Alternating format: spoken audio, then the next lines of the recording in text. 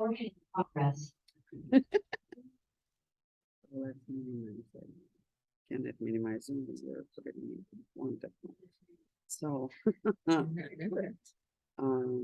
yeah, let's come with it. Okay.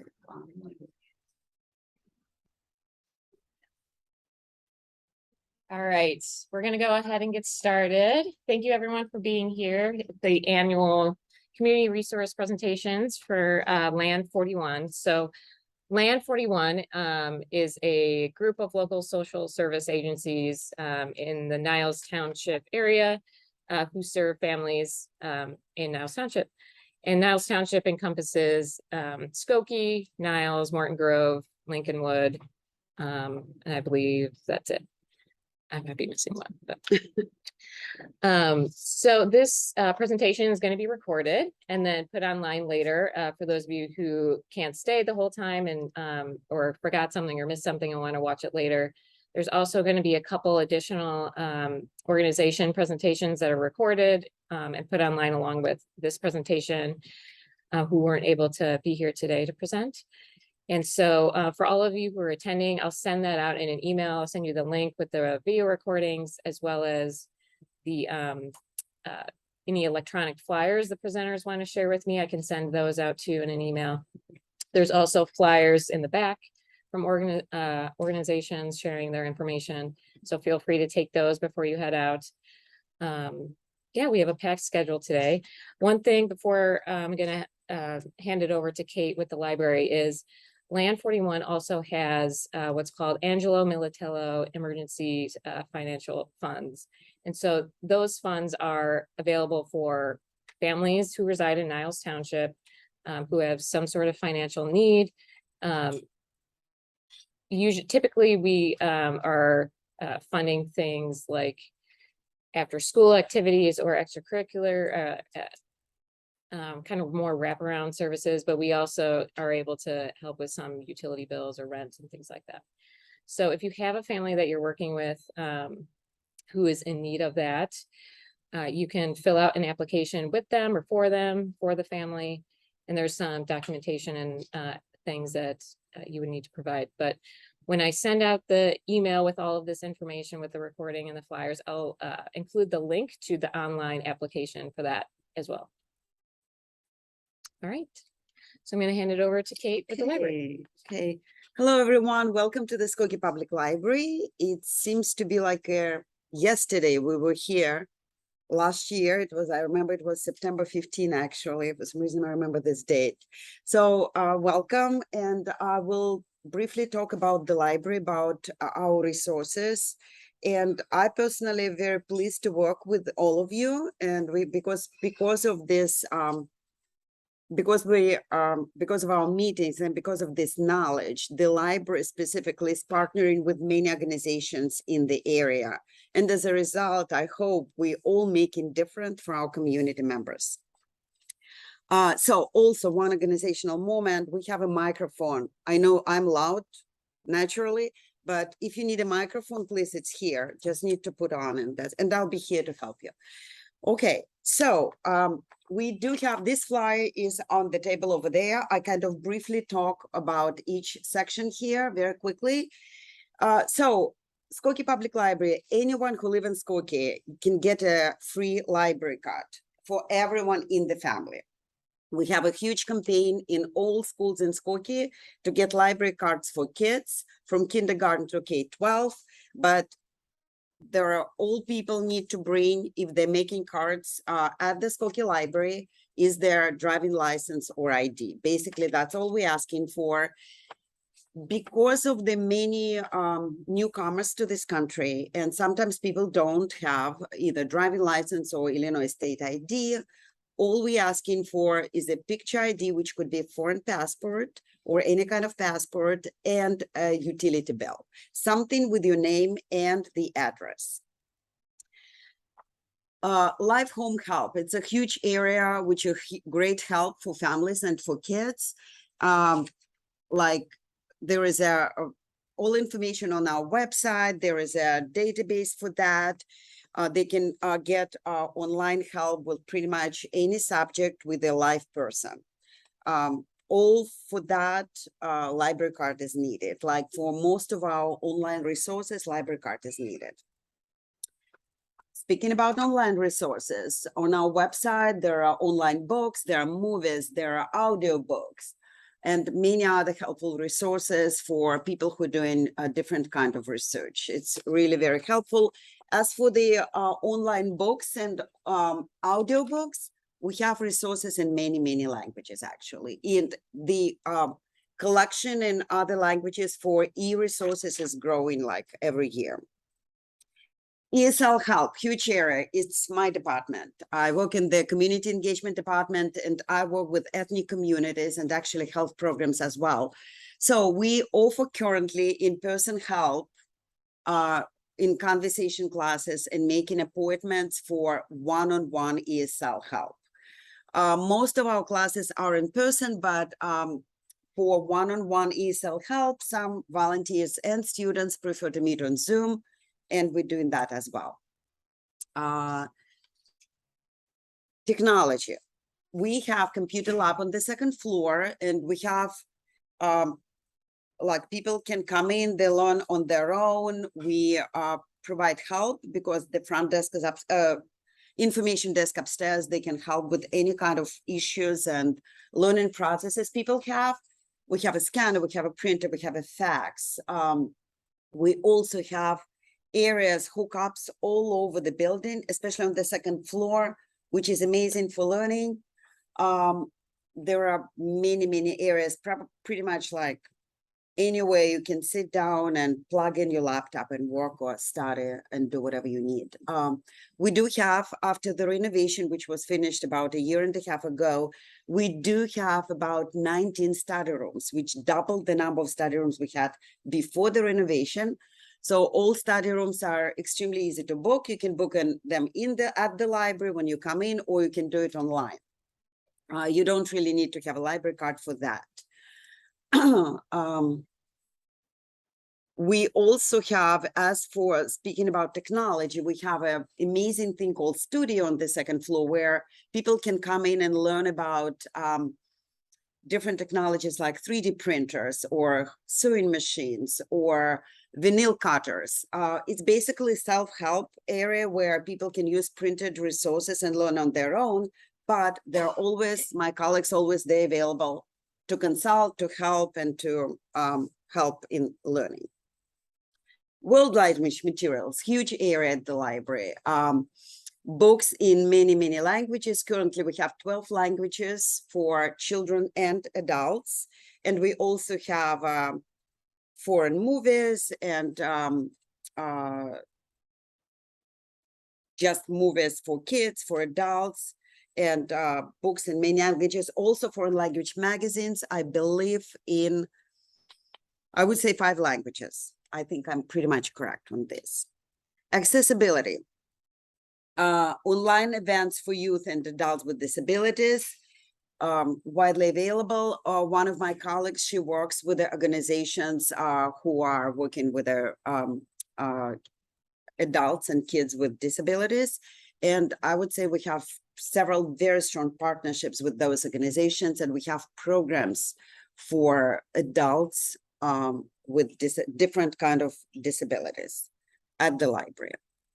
Job and career services.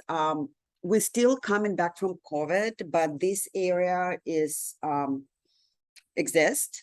We do have most of volunteers whom we used before, they prefer to work online. We have only one volunteer who is willing to come to the library, but we can, anyone can call to the library and request some help with their job applications, with their networking questions, kind of helping to create a resume. Our job counselors, they're not kind of helping people to find jobs. They're helping people to get started. They're looking at their resumes. They're making sure their resumes are up to date and kind of on a good standard. It's a good resume, basically. And they also educate people how to start looking for jobs in regard, doesn't matter where they're looking for, they're trying to educate them on this. For all that, especially for job and career services, all people need just come call the library. All this information is online. Our website is huge. There are a lot of information, and the best way will be calling the library. We have a great service where people call the library if they in most of cases, they probably won't be able to get an answer right away. But we have a very robust request system where all requests go into appropriate people, and we're trying to answer as soon as possible. Any questions? In the end, I would like to show you the little slideshow for those of you who, oh, I'm sorry. For those of you who haven't been at the library,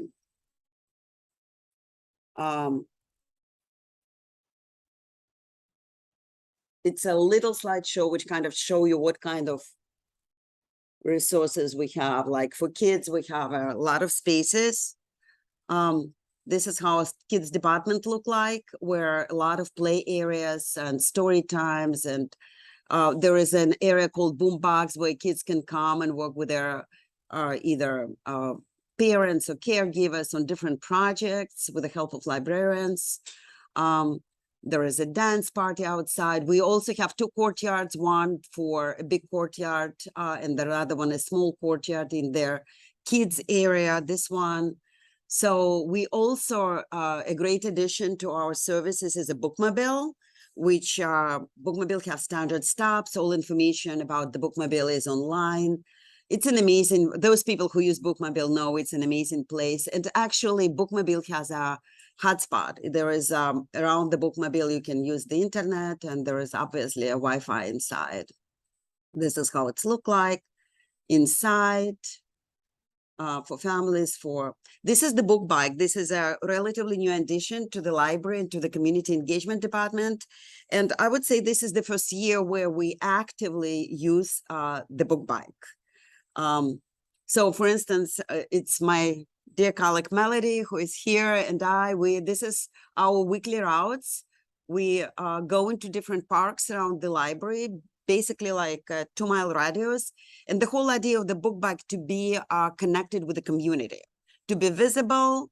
So people now know us, people recognize us. Sometimes they confuse us with their ice cream truck.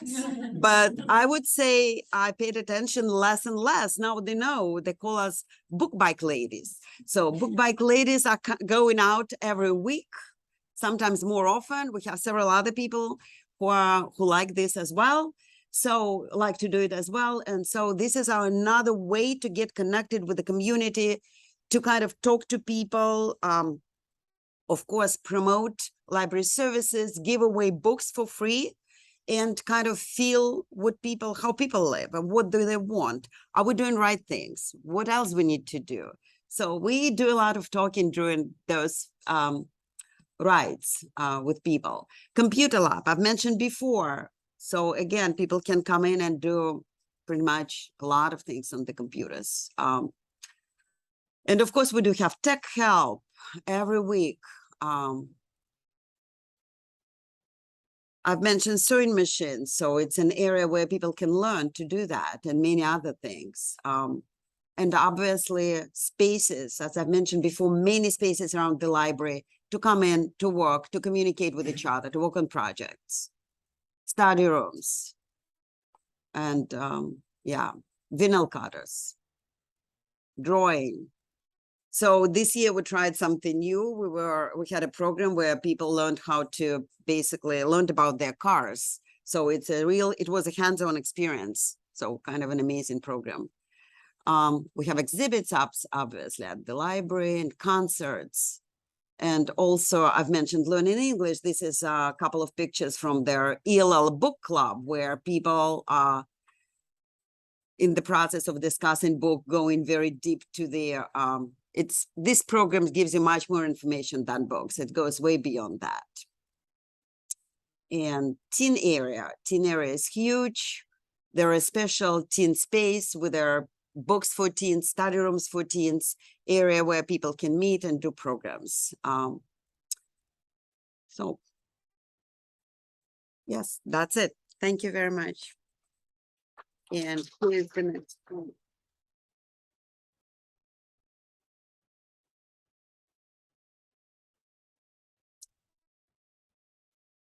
All right, thanks, Kate. I'm going to put on my Turning Point hat right now. I'm Abby Hoffmann. I am the Director of Counseling Services at Turning Point. So Turning Point is a community mental health agency, and we provide all outpatient services. We are located on the corner of Skokie Boulevard and just south of Main Street, across from the Taco Bell. So in general, we provide outpatient therapy services for kids and adults, kids as young as 6 years old. We are currently doing a hybrid kind of style where clients have the choice of doing telehealth sessions or coming in the office in person to meet with their therapist. We also have a case management program. So our case managers are specifically dedicated to working with adults, helping them obtain benefits, getting, for example, getting like a link card, applying for disability income, things like that.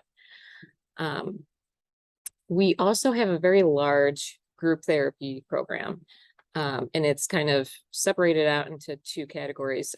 One is our community support groups, which are for adults only. And those groups in the past, have been thought of more of like a day program, but groups run from about 9 to 3, Monday through Friday. And there's a wide range of groups for those adults. Some of them are skills-based, so learning DBT or CBT skills, to learning independent living skills like cooking skills. There's a transportation group, there's a walking group, getting out and outside and just going on a walk. There's activity groups where they go out in the community and just do fun things together. So there's a very wide range of groups available. And then we also have technically considered different categories are outpatient therapy groups. And that's could be for kids and adults. And it just depends on the particular topic of the group. Right now we have a men supporting men group. In the past, we've had an LGBT support group. So those are just a couple of examples. We also have very robust crisis services. And so some of you may be familiar with Turning Point's Living Room program. And so that's an in-person crisis service that adults in crisis can come to our living room, either physically or they can call on the phone or do a video chat. And this is meant to be an alternative to going to the emergency room when they're in a psychiatric crisis. They can come to the living room. They immediately get assessed by a therapist, and then they meet with a recovery support specialist, who is someone they themselves identify as someone in recovery from a mental illness, and they work with the person to identify some sort of safety plan and coping plan to transition on for the rest of their day. And that is, all of our crisis services are free to anyone in the community. They don't need to be a Turning Point client. And we also have a 24-hour crisis phone line. Anyone, again, can call for free anytime they want to talk to someone over the phone. A newer program that we recently started is our mobile crisis unit. And that's our crisis team that can go out into the community and meet with folks in crisis, or if they need some, just kind of like a wellness check kind of thing. So if you are interested in needing that or wanting that for someone you're working with, you can contact our crisis team and ask for our mobile crisis unit.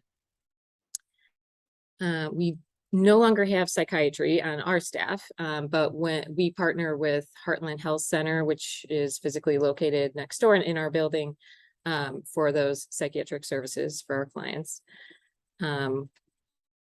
We also have a lot of other partnerships with schools. We partner with the library to do special project-based things. And so, if that's of interest to any of you, we would love to do that as well.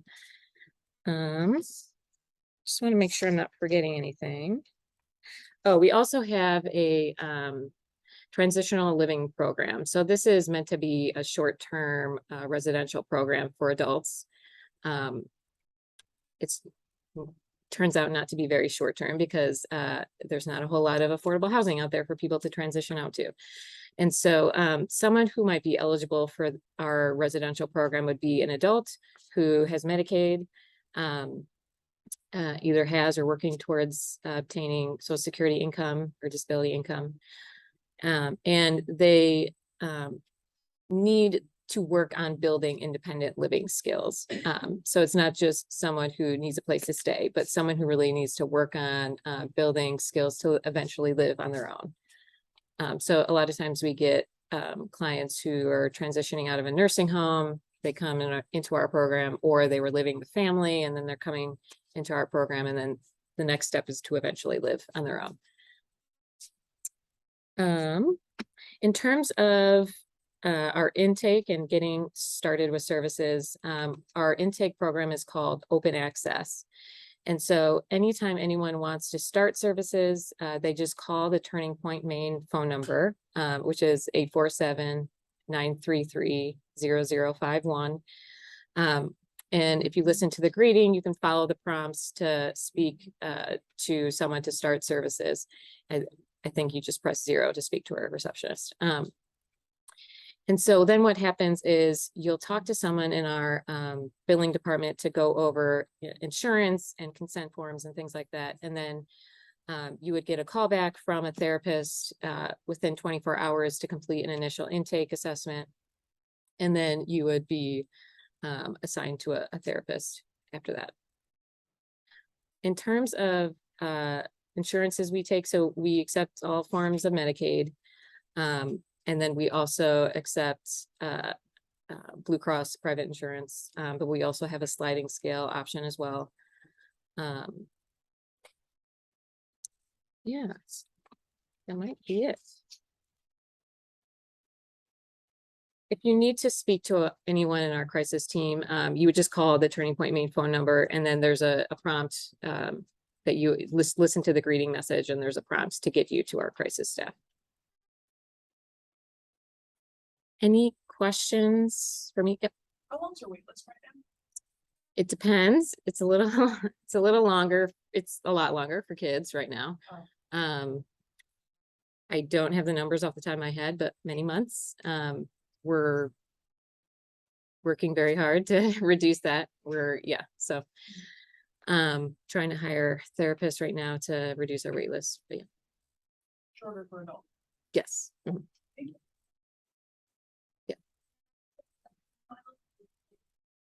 Yes, it is in person, and they can call on the phone too. Unfortunately, it's only for adults right now. In the living room hours are also 365. They're open every single day, even holidays and weekends, from 12 to 8 p.m.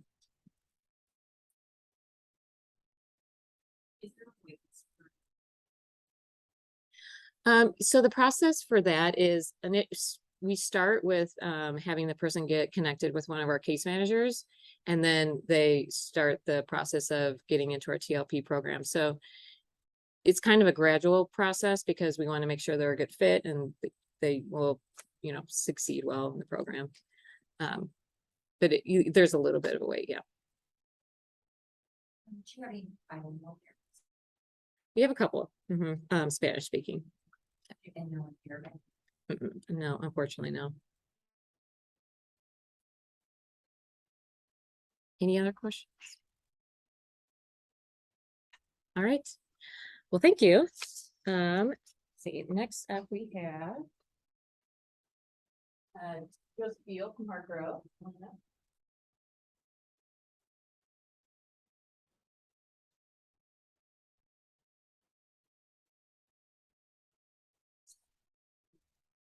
No, I'm just going to talk.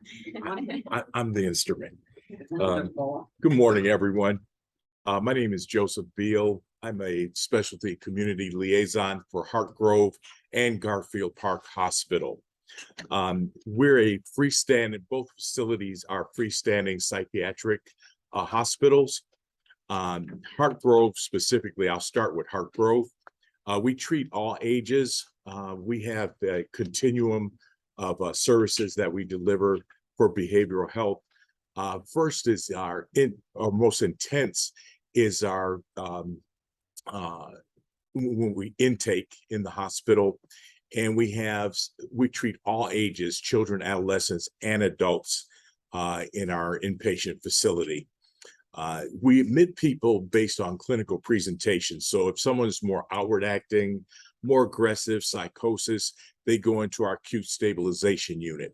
If there are more internal things going on, depression, anxiety, suicidal ideations, they go into our recovery unit.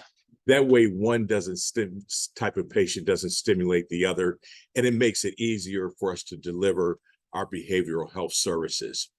And we treat all from 3 all the way up to seniors in our facility. In addition to that, the next level would be PHP, and that's children and adolescents 5 to 17 years of age, Monday through Thursday. Same services as if they were inpatient, except they go home in the afternoon. Then our next level, we have 2 IOP programs, one for adults, which is a dual program. So we address psych and substance issues. We do medication management and evaluation in that program. And that's in the from 12 to 2:30, Monday through Thursday. And then we have adolescent IOP. And IOP programs, these are for individuals that need something a little bit more intense than traditional outpatient counseling, but not as to the degree where they need inpatient.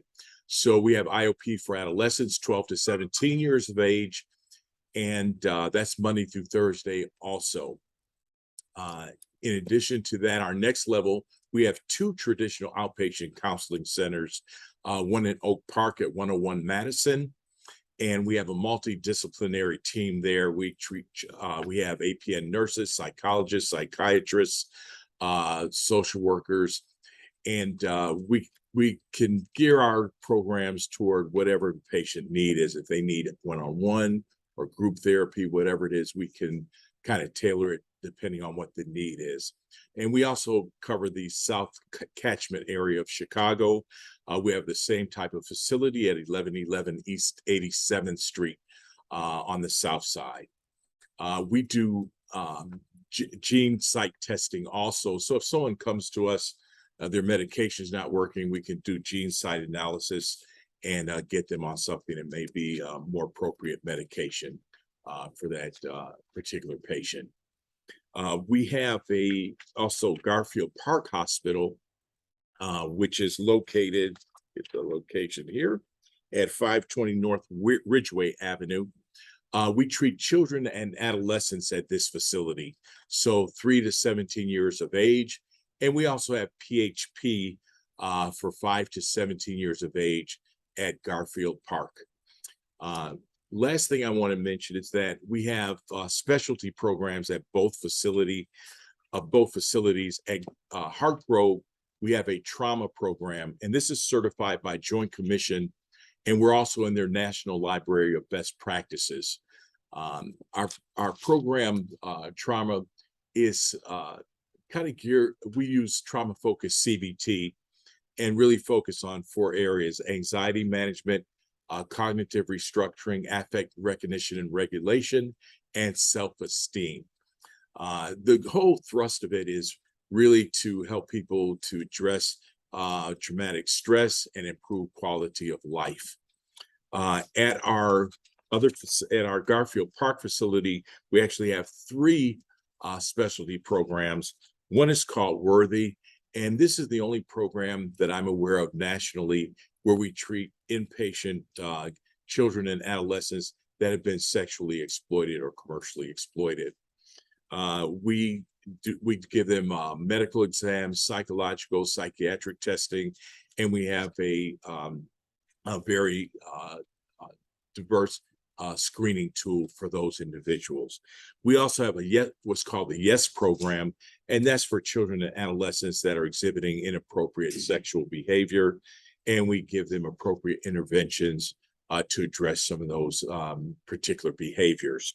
And then last but not least, we have the Polaris program, which is an 18-bed unit for sex and gender minorities. and we give them appropriate care for those particular issues and compassionate care for those individuals. And so that's kind of a top line on both hospitals, both Garfield Park and Hartgrove. We're open 24/7. We give free assessments. The contact number for Hartgrove that'll get you in emergency services is 773-413-1720. And at Garfield Park, that number would be 773-265-3700. Any questions? Yes. Can you, for those people who might not be familiar, describe some of the acronyms you're using? Oh, which So, ones? IOP, Oh, I'm sorry. It's okay. Oh my God. IOP is intensive outpatient programming. So again, IOP would be if an individual needed something really more intensive, say for their issue, than just traditional outpatient counseling, which is like 1 to 2 days a week for about an hour each session of counseling. But they don't need to be an inpatient, like they're not experiencing a mental health crisis. So somebody kind of in between, that would be considered IOP. And of course, inpatient is any individual that's really experienced a major mental health crisis like suicide or things of that nature. Any other acronym you thought of that I just blurted out? PHP, partial hospitalization program. And PHP is kind of the next, is a level beneath being admitted inpatient. So PHP is for individuals that really still need intensive mental health service, but they have a situation where they can go home, they have a stable home environment, and they don't have to be in the hospital. They can go home instead of being in a hospital setting. So, hope that was helpful. Thank you. Yes. Yes. Oh, excellent question. We actually have about 30 vans. And so we provide transportation over a 30-mile radius. Yes, IOP and PHP, they really can get in pretty much right away. You're welcome. Yes. What does that look like for their schooling? Is there anything implemented in there? Yes. We actually at both facilities, we have an academy where we do help them with their homework. We communicate with the schools in terms of their homework workload, and we're also getting Chromebooks, so they'll be able to work on their schoolwork on the Chrome. Great question. Anything else? I'm trying to think, is there anything else I missed? Okay. Yes. What forms of insurance? Another great question. We take all insurances pretty much except straight adult Medicaid, but everything else we take, managed Medicaids, all the commercials, Aetna, Cigna, Blue Cross. So we're a network with pretty much all insurances. Yes. One more question. The gene type testing. that you Yes. mentioned, Is that for patients exclusively that are already being serviced by Hartgrove, or can people from the community? Yes. It's just for individuals that are being serviced by Hartgrove. Well, thank you very much.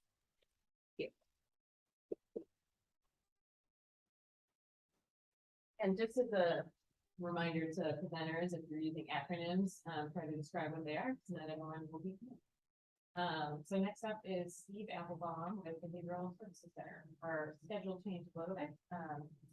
The child care network event. Thank you. Hi, my name is Steve Applebaum. I'm the director of the Child and Adolescent Program at Behavioral Services Center, which is located at 8707 Skokie Boulevard, just down the street from here. We've been in Skokie now for almost but this moves up and down, for almost 20 years. The agency was initially started providing substance abuse and DUI services for people in the community, and then expanded to domestic violence interventions for partner interventions, and then moved on to general mental health services. About in 10 years. About 10 years ago, I rejoined the agency. First, I did domestic violence and substance abuse with them a long time ago. And then about 10 years ago, came back to the agency to establish the child and adolescent program.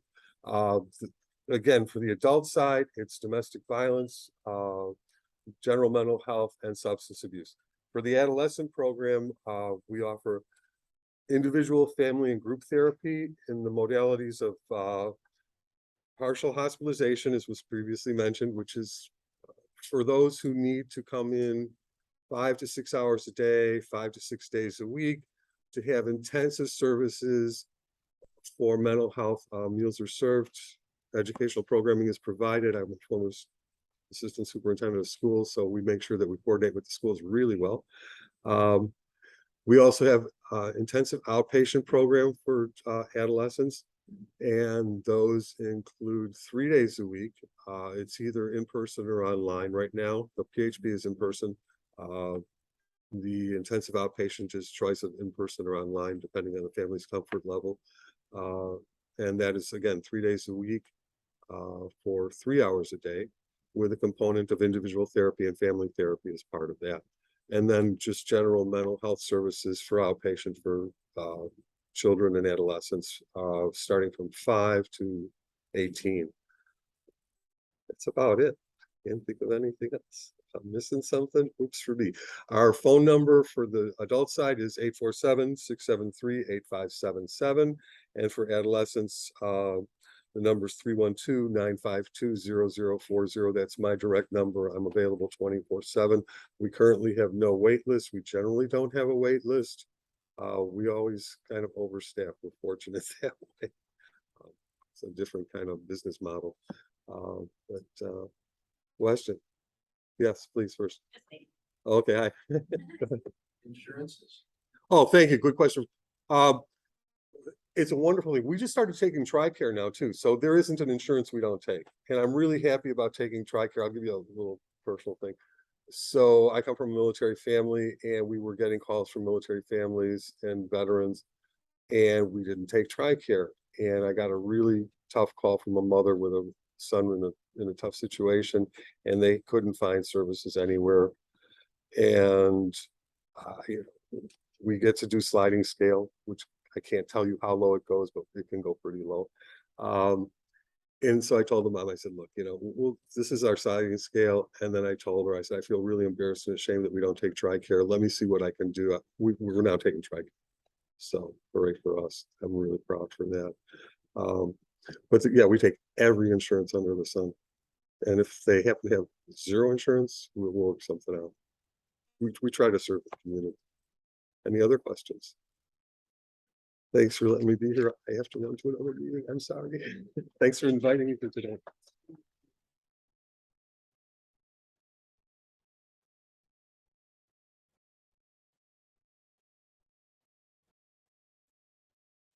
All right, next up is Joanna Varda with the Early Childhood Centers.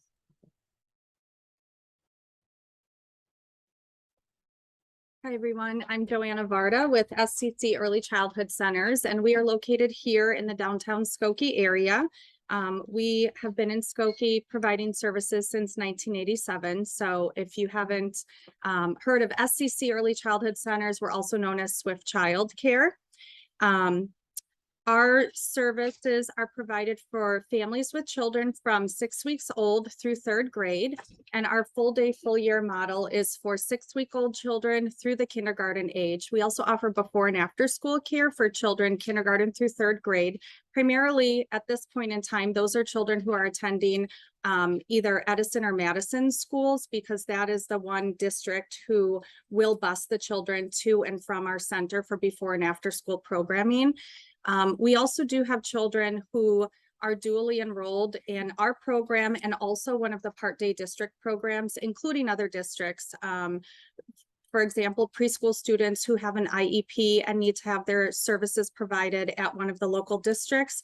Oftentimes we can arrange transportation for the child to spend part of their day there and then spend the rest of their day in our program. So we are a wraparound care option in that regard as well. We are open year round. We typically take 1 week off for a winter break during the Christmas and New Year holiday period, and then a few days during the year prior to the new school year starting, so a few days in August. Other than that, we are closed just for major holidays for the most part. So a lot of this is driven by our commitment to really listening to and meeting families' needs. A high percentage of the families in our programs are working parents. Oftentimes there might be a parent, one who's working and one who's attending some sort of vocational, ESL, undergraduate program, or even grad school as well. So we try to offer some flexible enrollment options for parents in those situations as well.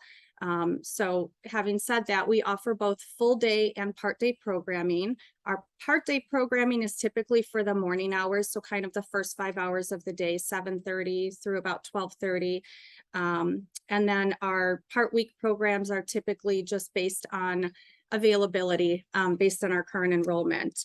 But new this year, just because we recognize that parents have different needs and different options, we've also offered a reduced rate tuition option for some of our families who don't need kind of the full 10 to 11 hours a day that the program is open.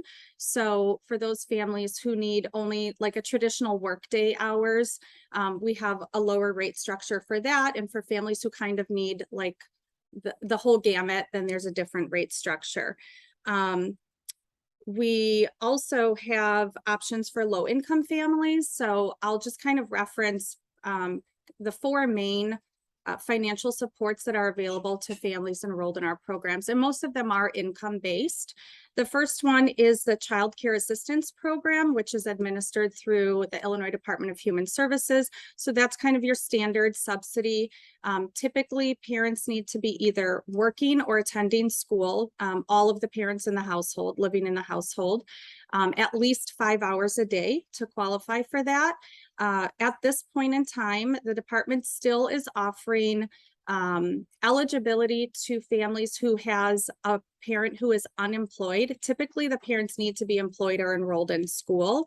But at this point in time, they've extended that eligibility. So if you have parents that you know who are searching for a job right now or looking to enroll in a school program and need childcare to facilitate their job search or their kind of exploration of their school programs, please feel free to connect them with us. We can help them with that application. And it's an initial 3-month eligibility for that, after which time they either need to be working or enrolled in school and meet other income thresholds in order to continue to receive that assistance. We also accept the DCFS foster care voucher. So for foster families, again, foster families typically don't need to be income eligible because that's one of the supports that are put in place through the foster system. They do have to be working though or engaged in school in order for them to receive the benefit of the foster care child assistance as well. Thankfully, we work with the Niles Township government for the early childhood scholarship, so that the income thresholds for that program are a little more generous than that which is set by the state right now. And so often that's a really good support for families who are kind of just beyond the state threshold for income eligibility. And the main requirement is that the family needs to, and Ruth, I'm sure can talk more about this, but the family needs to live within Niles Township and be engaged in work or school. And then finally, we have a partnership with CNE, who I realize was supposed to speak just before me, but Child Care Network of Evanston is our partner in a grant program in which we provide full day early Head Start programming and Head Start programming in our center. So these are slots that are fully funded by a combination of the federal government and the state government. The families need to be eligible for that state child care subsidy that I referenced earlier. The great thing about this program is that other than a family copay, which is very nominal. A lot of our families pay $1 a month. There's little to no out-of-pocket expense for the families. This program really is a targeted support for the most vulnerable families, so those that are living at or below 100% of the federal poverty level.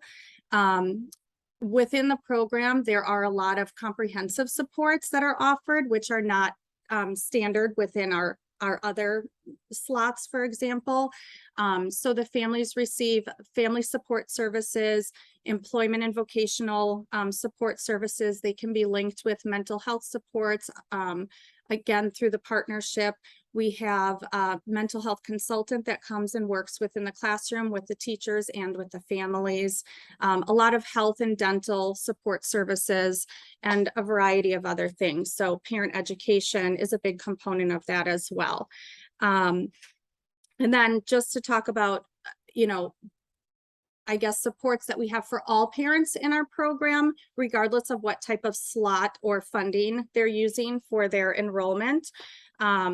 Again, just trying to be creative in meeting families' needs. We do offer periodic date night childcare for families, and we are licensed on Saturday afternoons and evenings to do that. Prior to the pandemic, we were offering that a lot more often, and we are ramping up to start providing it at least seasonally this year. Oftentimes we will offer that for free to enrolled families, so long as they participate in a 1 or 2 hour parent education workshop or parent social activity that we've structured for the families. So in addition to those, we have just the social activities and events. And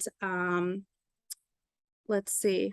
Oh, one other thing I wanted to mention for younger children who are maybe not age eligible yet to receive special ed services at the district. If there are children who are qualifying for or suspected of needing early intervention, if they are enrolled in our program and the parents go through the evaluation process and are issued like an individual family service plan, we welcome and encourage the early intervention therapists to come on site and work within the classroom. Sometimes they need to work in a small room outside of the classroom for a period of the day.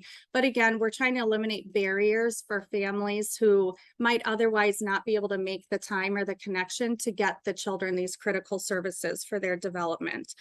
We don't employ the staff, so we facilitate that, you know, in partnership with the families.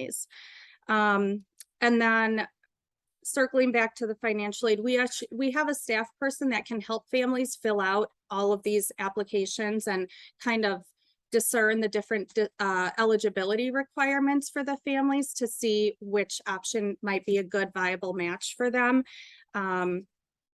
And then finally, we offer embedded enrichments within our regular school year programming. So although we're open year round, we have sort of our school year programming, which is traditionally just September through the early part of June. And then we have our summer programming as well.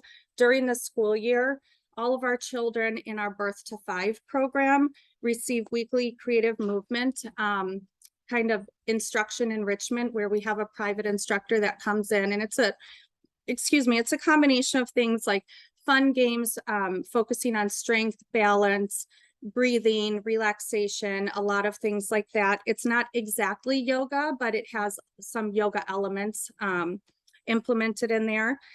And we also have weekly music, drama, and puppetry from another private instructor that comes in who formerly worked for us, and we discovered his talents, and this is what he does solely now. So for purposes of reference, the easiest way to get in contact with us is either to call our toll-free number and just speak to the person in our enrollment department. And that number is 800-675-6039. And then also there's an easy way to connect whether someone's inquiring about enrollment or possible employment just by visiting our website, which is www.swiftchildcare.com. And that is it from me. Are there any questions? Where are you located? We have 2 campuses here. So the first is, they're both in downtown Skokie. The first is on Lincoln Avenue, just north of Village Inn, across from St. Peter's Catholic Church. We have 2 buildings there. Currently, the smaller of the 2 buildings is unfortunately still closed. We have not reopened that since the pandemic. We're waiting for our enrollment to kind of fully recover. And then we have a location which is right across the street from the Skokie Post Office on Madison and Elmwood. So about a block away from Madison Elementary School as well. Okay, thank you.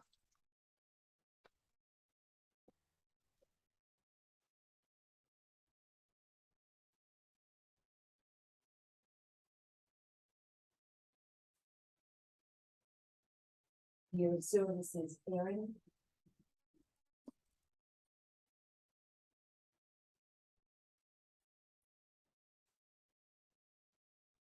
Hi, my name is Erin Tegge and I am from Peer Services. Peer Services is a substance use prevention and treatment agency. Our main offices are in downtown Evanston. And then earlier this year, we actually just opened up some offices in collaboration and partnership with Turning Point. And so we are able to provide substance use prevention and treatment services out of our Turning Point offices, which has been a really exciting collaboration this year. So a little bit about the services that we provide. I am the prevention coordinator, so I'll first talk about prevention. So with prevention, we really focus on youth substance use prevention, working with basically anyone who engages with an adolescent, whether that's schools, libraries, parents, after school programs. Again, if you work with teens, we will work with you.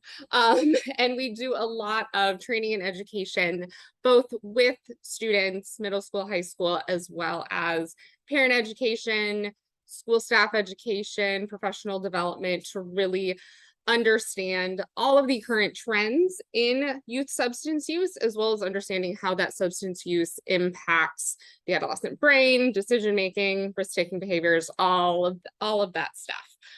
So we talk a lot about cannabis, vaping, e-cigarettes, binge drinking, all of those topics, and really how that impacts our adolescents. So then on the treatment side of things, we have both adolescent and adult treatment.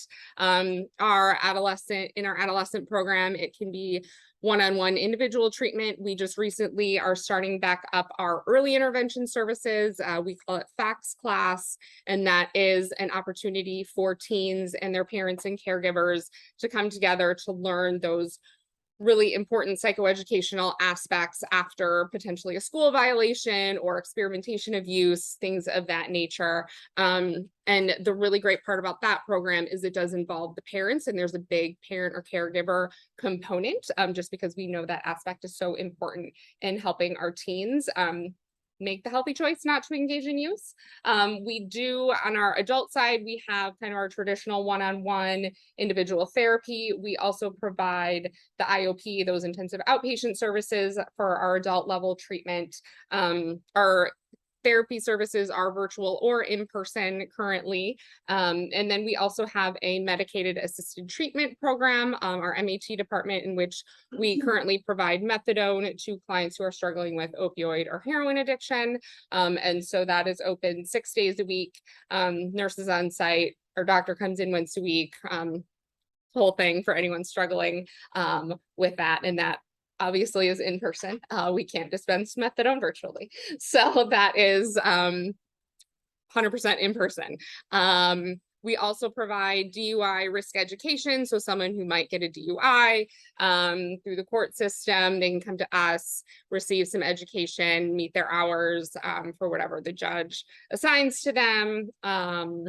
We also currently we have an art therapist on staff. So we have art therapy to really help our clients utilize art in that creative side of thing on their recovery journey, which is really great. We also have a partnership with St. Francis Hospital. So we have a clinician who goes on site to the emergency department at St. Francis Hospital in South Evanston to really connect and engage with those people who come into the emergency department who are experiencing substance use struggle for whatever reason that may be. And then we're able to provide kind of that immediate care, that immediate compassion, connecting them to services, whether that's through peer services or some of the other great substance use agencies around, and really connect with them there, which is fantastic.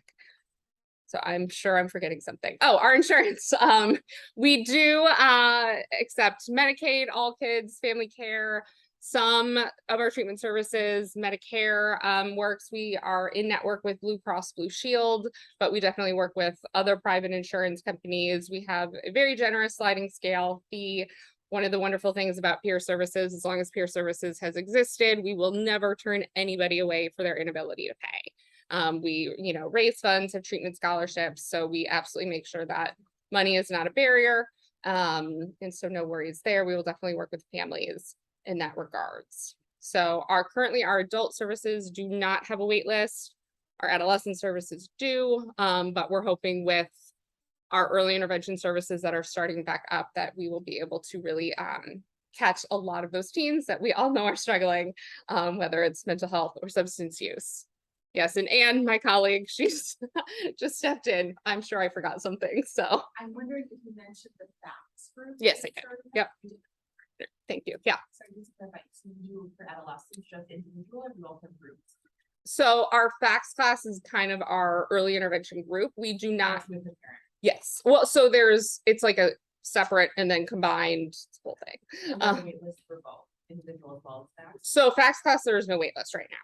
That's one of the things that we are ramping up again, just because we do have a wait list for kind of the traditional one-on-one counseling for teens right now. And so we want to make sure we are able to provide some of those services in that group setting. I'm sorry, how long is the FACS group? Like how many weeks?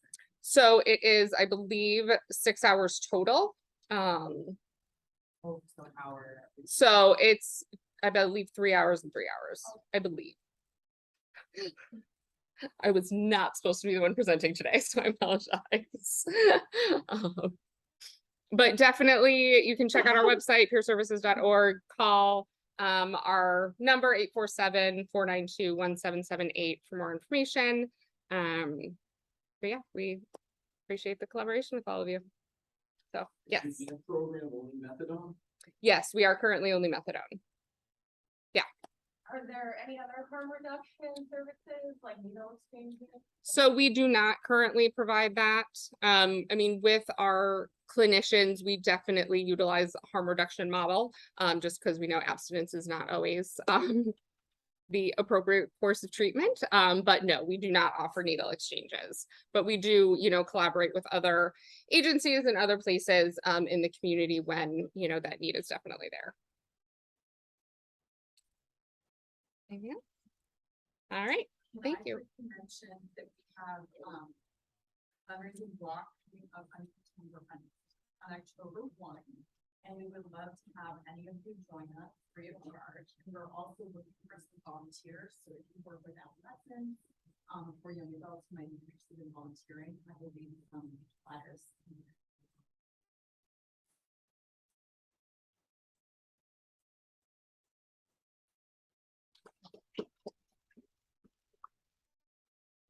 Rainbow for old children, Laura?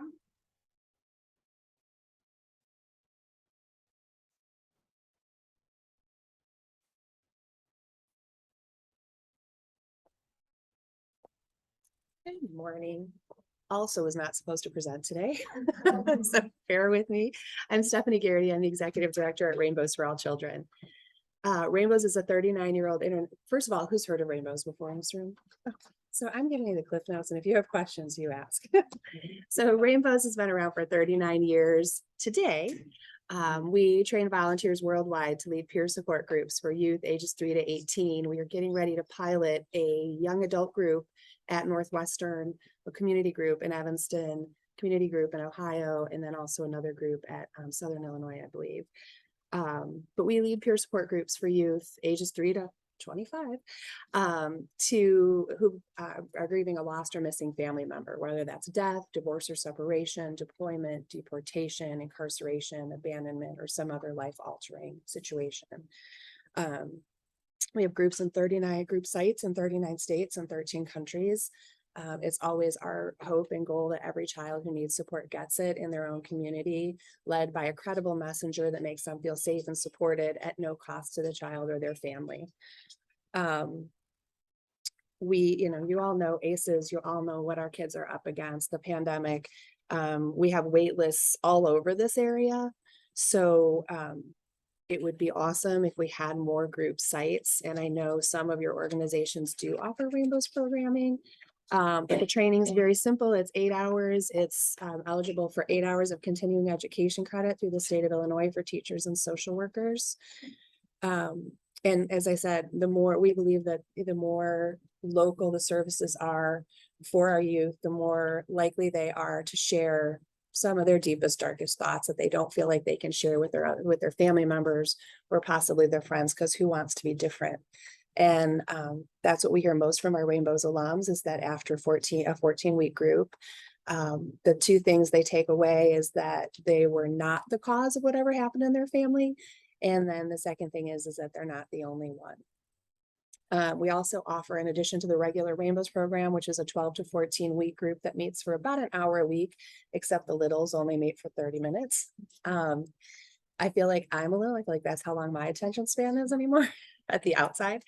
But we also have Silver Linings, which is our community crisis response that was developed after the big floods in the Midwest in the mid-90s.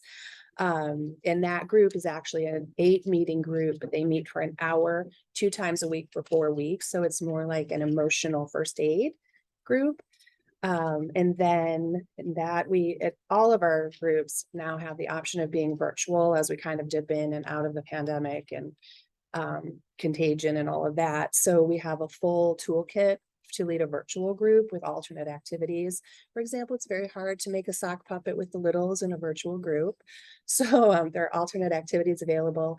When a facilitator trains with us, they have access to a whole dashboard of all kinds of resources, including alternate activities, because a lot of our kids end up going through multiple groups. We have one young lady on the north side of the city who is, I think, she might be the record holder being in the most groups. She's getting ready to go to college, and she's super excited to know that we might be there. So, and you imagine if a child goes to the same group, they don't want to be, doing the same activities all the time. So, so there's this whole plethora of resources available. It's really a turnkey toolkit. We have a parent program called Prism that goes by the same, follows the same pattern of conversation as the kids group, so that parents and kids are using the same language, talking about the same things in the same ways. And then, what am I forgetting? Forgetting one. Those Silver Linings, Prism, Kaleidoscope will be our young adult group. So I think that's it. Any questions? It's a Silver Linings to merge in the spot. So that program was developed after the floods, and it's been used after Sandy Hook, September 11th, Hurricane Katrina. And historically it was developed to be literally a community crisis, right? So something awful happens in Highland Park. We have this community crisis response to deal with Highland Park. So Highland Park has their trauma, right? You can go 25 miles down to the city and people are moving on, doing, their usual things. Whereas in Highland Park, it's still very real. And, when you're in Target and all of a sudden there's a really loud noise, everybody is looking around. So it really was designed to be a community crisis. When the pandemic hit, it was like, okay, wait, we're a globe in crisis. Like, how do we? So we went back and we tweaked it a little bit to kind of meet that need as well, so that it has that ability to be very community centric, but then it also has the ability to be laid out on a global scale. And then go about 5 hours information on training. If you would like to go to our website, info@rainbows.org, Paula Carter is our volunteer coordinator, and she would love to tell you all of the details. Her name. Paula Carter. And if you just go to info@rainbows.org and she'll respond. How much does training cost? So typically we ask facilitators to buy in at $160. If you're getting continuing education for it, it's $20 an hour, which is super reasonable. However, we always tell people we don't want cost to be a barrier to providing the support to the kids in your community. So typically when we have an agency that we're working with, or a school where they know that 50% of the youth they're supporting are free and reduced lunch families, or, getting extra supports because it's an under-resourced community, we always are like, come back to us, let's talk about that. We'll figure it out, because we don't want anybody to not have access. So we often write grants and sort other funding just to make sure that because Susie was our founder, Susie Varda. And that was to her dying day. She always said, I want every child who needs this kind of support to have it at no cost. So that's always kind of our driving force. Excellent. If you need us, info@rainbows.org. And again, thank you.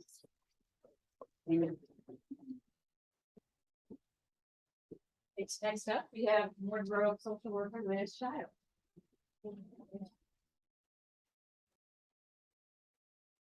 Hello, my name is Liz and I'm the social worker for Morton Grove. I work primarily out of the police department, but also I'm the only social service staff for the village, so I kind of do it all. So I have a flyer in the back. I won't go through everything, but in summary, if you're working with a family, a student from Morton Grove, and they need additional support, you would reach out to me. Like I said, I'm the only one there. What I do is free of charge. Some of the things I help with, referrals to many of the agencies in this room. I've worked with schools. I've attended an IEP meeting on behalf of somebody. I used to be a school social worker, so I'm familiar with that process. We do offer emergency financial assistance for water bills. It's very limited and it's only, it's pretty strict requirements. So most people who meet the criteria are seniors or folks that are unemployed. So if someone is employed and just kind of not making quite enough money, they won't qualify, unfortunately.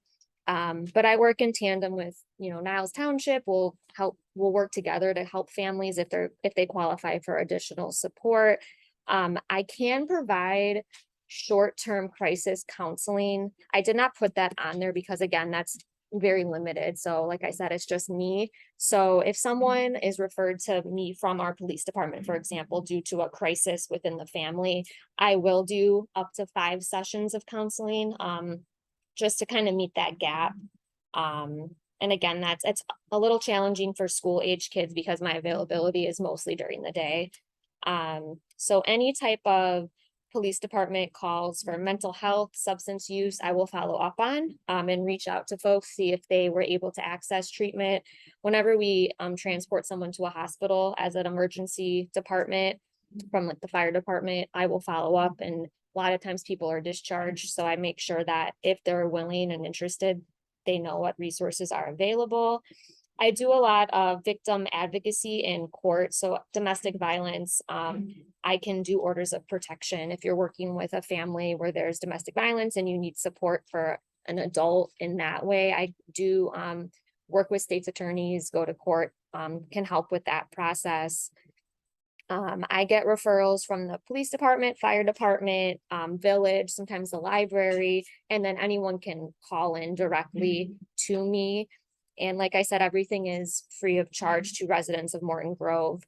We also have our Civic Center, which is on Dempster Street. That's basically our senior center. So there's a variety of supports for seniors. There's some social, recreational opportunities, and then there's things like a medical lending closet. So anyone that, we have a lot of stuff in there. So if you know of a family, a Morton Grove family that needs some type of medical equipment, it's free of charge. They have like sharps and medication disposal, document shredding. We do have discounted cab vouchers for seniors. That's unfortunately the only transportation support we have. I know that's a big need in all the areas around here. So overall, that's all I had. If anyone has any questions, let me know. But if you're working with the Morton Grove family and they need support, just give me a call. I have cards back there and then just a 1-page flyer. Thank you.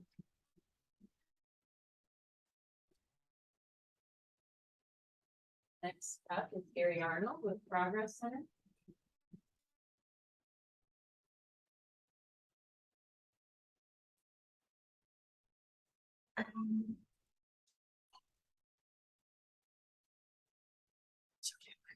You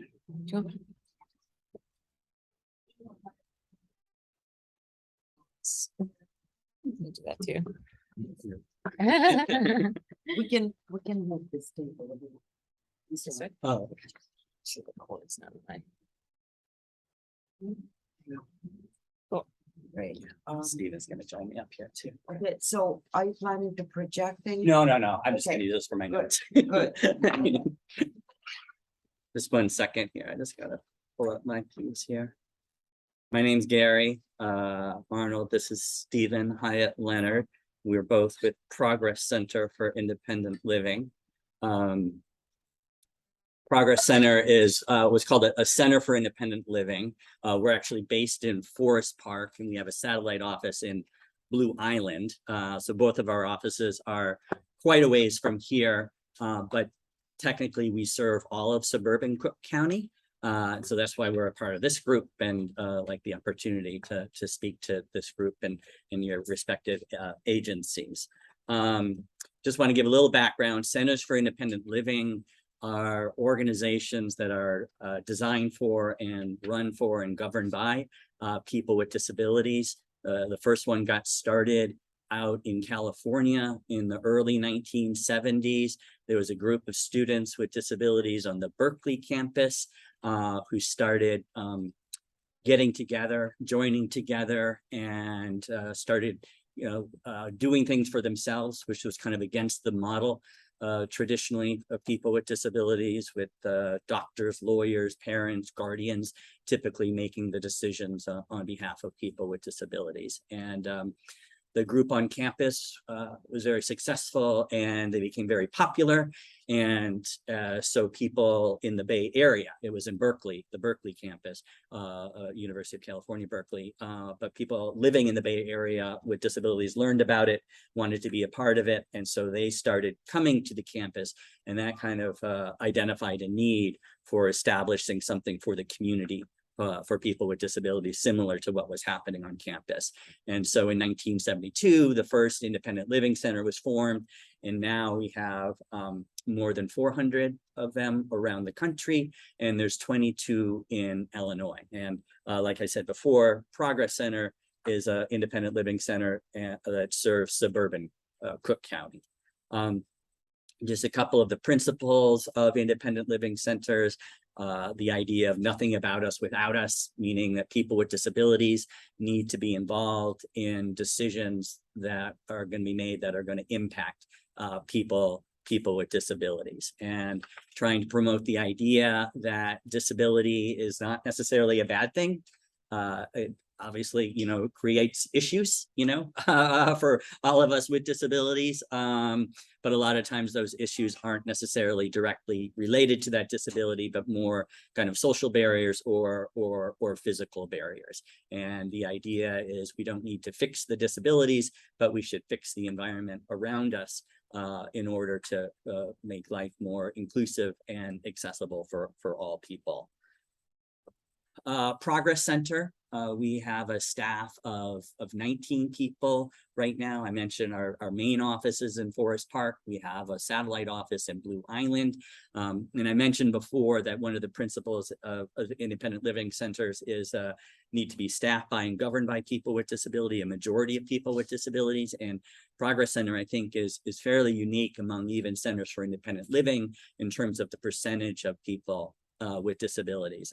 We have 19 staff, and 17 of them right now identify as people with disabilities.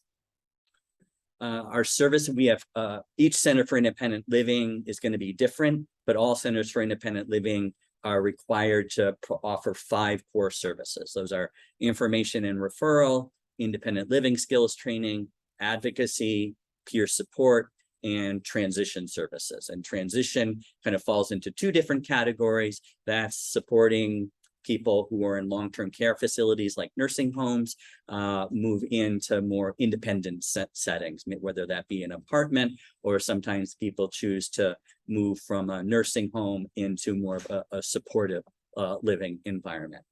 And then we also do transition work for young people in schools, traditionally high schools. We have a program that helps people prepare for whether they be going to college or preparing for employment, or just preparing to move out on their own after high school. a little more detail about those services with information referral. It's kind of, other people have mentioned it. It's like it says, just providing direction to people who might be contacting us. If it's not the service we can provide, making sure they're connected to the right agency or group. Independent living skills. One of our major programs is helping people find personal assistants and also recruiting personal assistants for the Illinois Home Services Program, so that we have a pool of people ready to refer out who can go into the homes of people and help out with cooking, cleaning, bathing, dressing, eating, things like that. We do benefits counseling, I think similar to some other agencies have mentioned. We have a legislative training course coming up. We help people in search of accessible and affordable housing. We don't have a housing stock ourselves, but we do have a dedicated person on staff who helps individuals kind of navigate the housing resources that are out there and make sure they get on appropriate lists and things like that.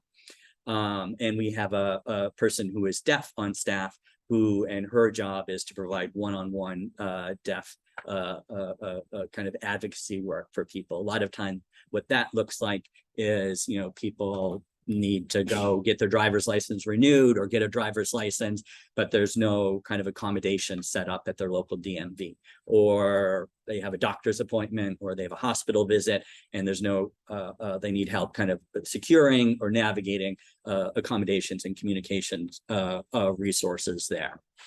With advocacy, we do both systems advocacy as well as one-on-one advocacy. So we're a part of a lot of coalitions working for change in housing laws or pushing programs that are going to create more accessible and affordable housing.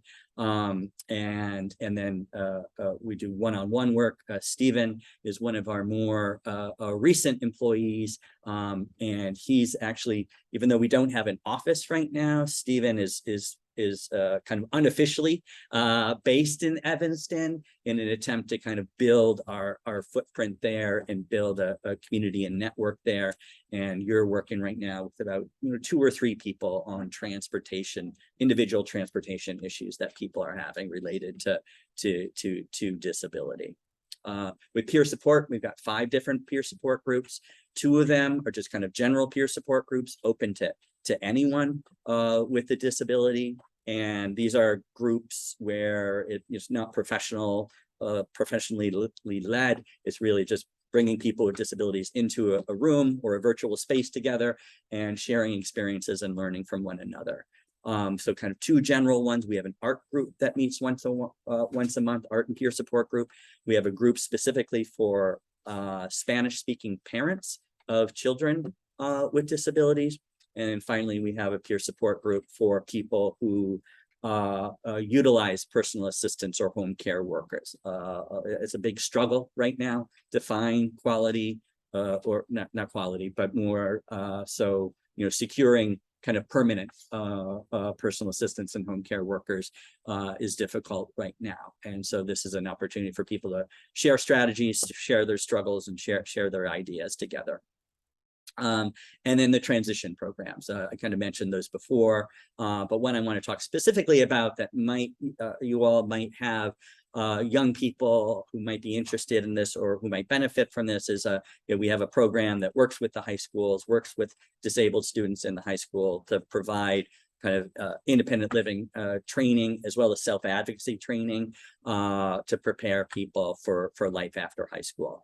The one caveat to that program is that one is a contract for us through the Department of Vocational Rehabilitation.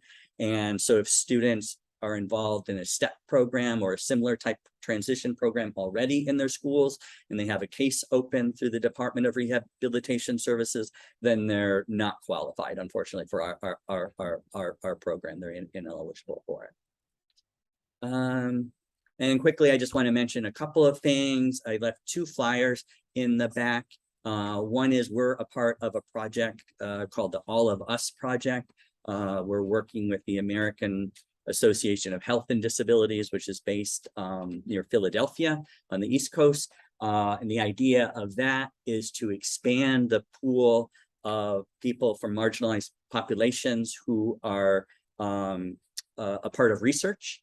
A lot of times right now, health and science research projects pull from a pool of people that don't necessarily represent people with disabilities or people from other traditionally underserved populations like people of color or LGBT communities. And so this is to try to raise awareness about trying to get more people involved in research and data collection in order that future research projects are more applicable and relevant to underserved populations. And then I mentioned briefly also, we do legislative trainings. We have a remote virtual legislative training coming up starting October 4th. It's going to meet weekly on Tuesdays for 90 minutes, a Tuesday starting on October 4th and going into mid-November, I think that is. And that's kind of an introduction to how government works, introduction to self-advocacy and how you can advocate on behalf of yourself as well as others with your local legislators and with coalition groups on a broader scale. So I've got a flyer about that upcoming course also. And I think that is it. That's what we wanted to talk about today. Do you want to throw in anything, Stephen? Okay, all right. So thanks for your time. Anyone have any questions about that? Yeah.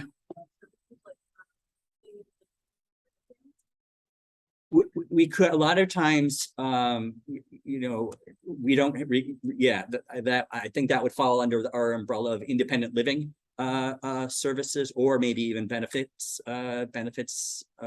counseling. And within those areas, we don't really have set services, but we kind of take intakes from people and determine like, okay, is this something that we can do?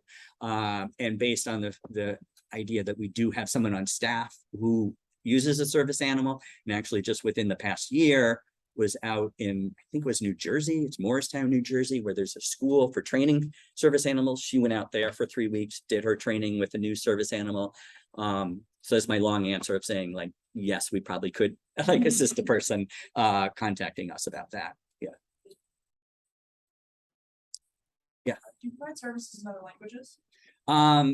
That is something we just had a meeting with a funder on Monday about that actually. And because right now our only Spanish speaking person is our executive director. And so he doesn't really have the capacity to do a lot of one-on-one work.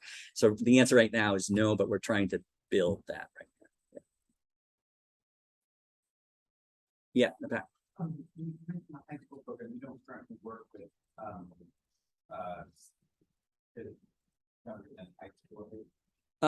what kind of programs? We don't have a formalized program with that right now. No. Yeah. All right. Well, thank you so much for your time.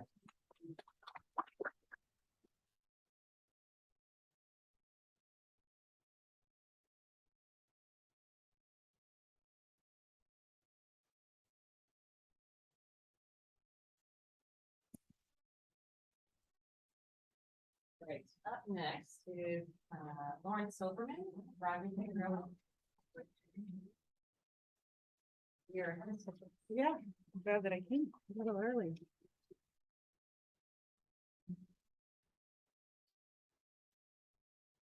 Hi guys, thank you for having me here. My name is Lauren Silverman. I work for Rogers Behavioral Health.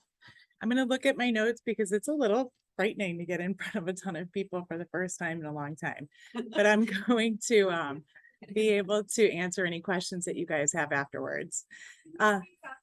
Yep. Okay. Do you need a microphone? No, I can project. I practice projecting.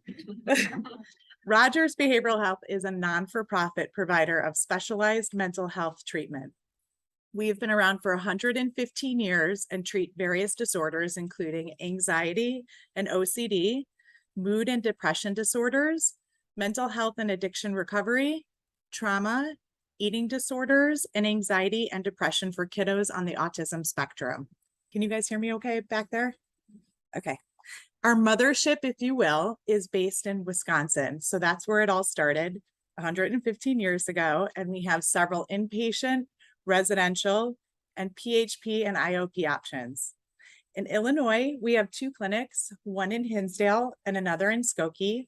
And this is where we have PHP and IOP options. For those of you who don't know what these acronyms stand for, PHP stands for partial hospitalization, and that runs Monday through Friday, 5 days a week for 6 hours a day. And the IOP stands for intensive outpatient programs. And this also is running Monday through Friday, 5 days a week for 3 hours a day. People come to Rogers when traditional outpatient therapy is not enough. We offer individualized treatment programs that are tailored to our patients' needs, and we use evidence-based treatment and couple that with our outcomes to tweak our treatment per individual. We treat with cognitive behavioral therapy with a heavy emphasis on behavioral activation. In Skokie, we see children ages 6 and up. We see adolescents and adults. We accept most major insurance, and that's just like a high level overview on who we are. We do have pretty complex programming. I'm happy to connect with all of you to get to know what you guys do in the community and how I can be a good support to you and your families and kids. We don't, unfortunately.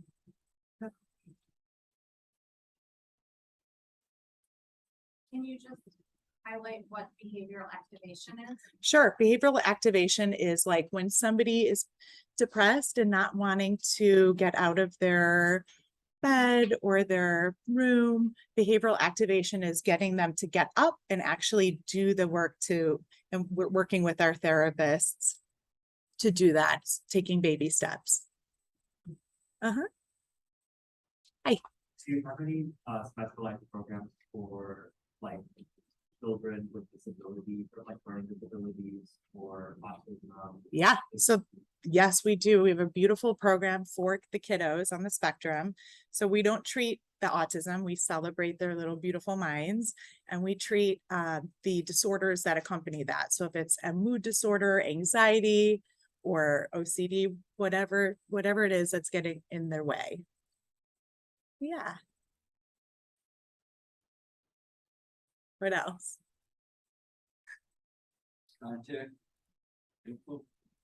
Yep. So I put some brochures in the back. My name is Lauren Silverman, and you could reach me at Lauren, Lauren, .Silverman, like the color silver, and then man, at Rogers, BH as in behavioral health, .org. And on the back of the brochures in the back, on the back of the brochures in the back of the room is my contact information as well. Hi. Yep.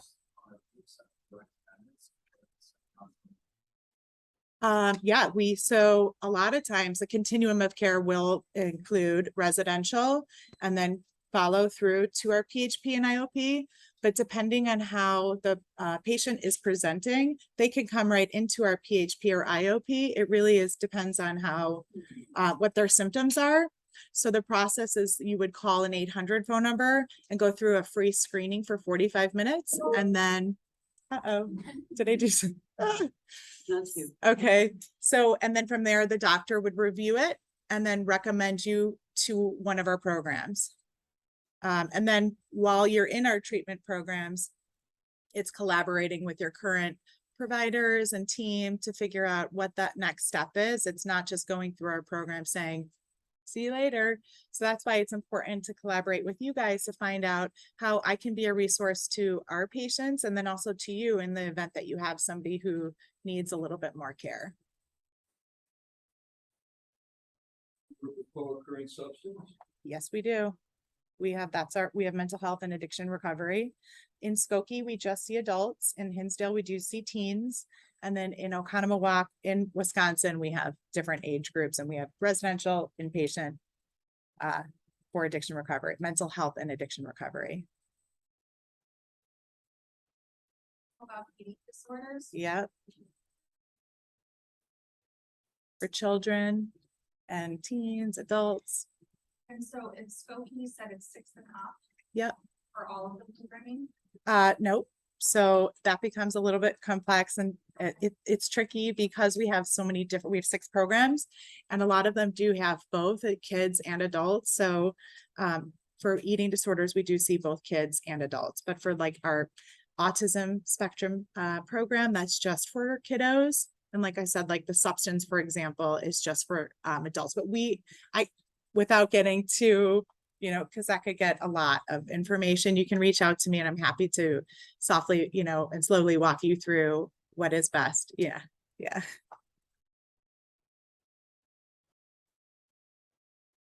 I love the questions. Has everybody else here been nervous getting up in front of people? This is like a first time for me in a while. We don't have any per se, but we can connect, being out and about. It's important to, again, connect with you guys so that we can be that resource and connect you with the right people, our patients, the right people.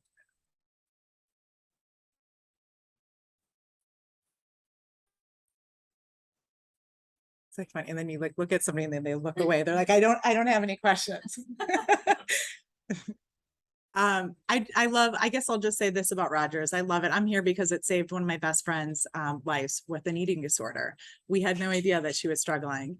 And, outpatient therapy works a lot and has its place. And then once you learn the skills and the tools here, it's so amazing that you're able to plug in those skill sets when life presents, because inevitably life is going to happen post-treatment. So it's really a very well thought out program and filled with a ton of very caring, loving individuals who are here to make a difference, much like you guys are in the room.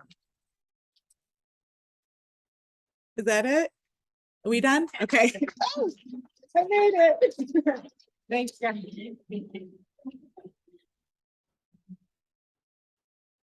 All right. Next up, we have Ruth Orme-Johnson from Niles. So I don't know how you all have been doing this without a presentation. My poor little brain will never hold on to all the information. So I'm going to have just this guy. Yeah. Should be straight. Do you think that is it sharing onto the Zoom? Do we think, or do It's I need not, to? but we can. Okay. That might make You want to? Yeah, it's fine. I mean, it's all good. I can here. Let me just tell the people on Zoom, if you want a copy of this presentation, I'll give it to you. Not that anyone's watching this right now. You know what I mean. Anyway, you will get it. Hi, I'm Ruth. I've given this presentation many times. I don't change the template. I'm sorry. If you've seen this before, just pretend it's new. I don't know. Okay, so I'm Ruth. I'm an LCSW and I'm the Director of General Assistance, the Director of Social Services, the person in charge at the Township if you need a thing. So who's here? Me. There's another social worker at the Township who's there 2 days a week. Her name is Holly Zimmerman. She's been there for 20 years. If you have a question about anything at Niles Township, she's your person. And then there's Eldora Lomax, who's our respite center social worker. She just started recently. She's brand new, and she's really awesome and dedicated to our respite center, which I will get into in a minute. It's a brand new thing that we started just a few weeks ago. All right, so what's available at the Township? All right, so financial assistance, which I'll talk about in depth. Our food pantry, which you may be somewhat familiar with. If you're not, there's brochures at the back. Our respite center, referrals, and some other assistance that's not financial assistance. All right, so forms of financial assistance that are available. There's general assistance, emergency assistance, a summer camp assistance program, and then a child care scholarship that was mentioned previously.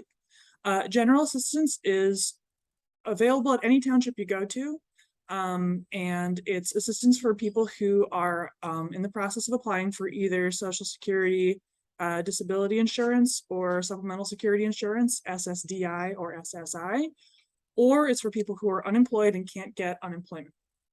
And then there are a couple of other categories of people who qualify for it. It's a pretty narrow program. I'll give a little more detail about it in a minute. Emergency assistance is for people who are in emergency situations. If you have rent that you owe, if your utilities are about to get shut off, your car just broke down and you need it to be able to get to work and get your kids from point A to point B, that might work for you. Nested underneath emergency assistance or other kinds of specific assistance for people, there's additional assistance that we can tap into if our emergency assistance isn't enough for you. And then there's assistance that we've made intergovernmental agreements with 2 different school districts, D219 and D68. If you have kiddos who are located in those school districts, we can provide financial assistance specifically for those families. Then there's a summer camp scholarship. That's a partnership with the park districts. So if you have a kid who's going to summer camp, or in Skokie, also somebody's participating in SPACE, which is the before and after care program, they can take advantage of the summer camp scholarship. And then there's the child care scholarship. That's for people who have little guys 0 to 5, don't go to kindergarten yet, and they need assistance for their kids to be able to go to daycare, and both parents are working. Joanna mentioned that earlier. We work closely with Swift, we work closely with Mosaic, we work closely with Cradle Scripts and Crayons. There are a couple of providers in the area that we're in relationship with, and actually the before and after care program that you mentioned, Joanna, should also people can also qualify for assistance with that scholarship. So I didn't know you all offered that. That's great. That's why we're here. Right, so general assistance. So this is a monthly financial assistance grant of up to $700. Again, narrowly defined people who are job seekers, refugees, or applying for SSI, SSDI.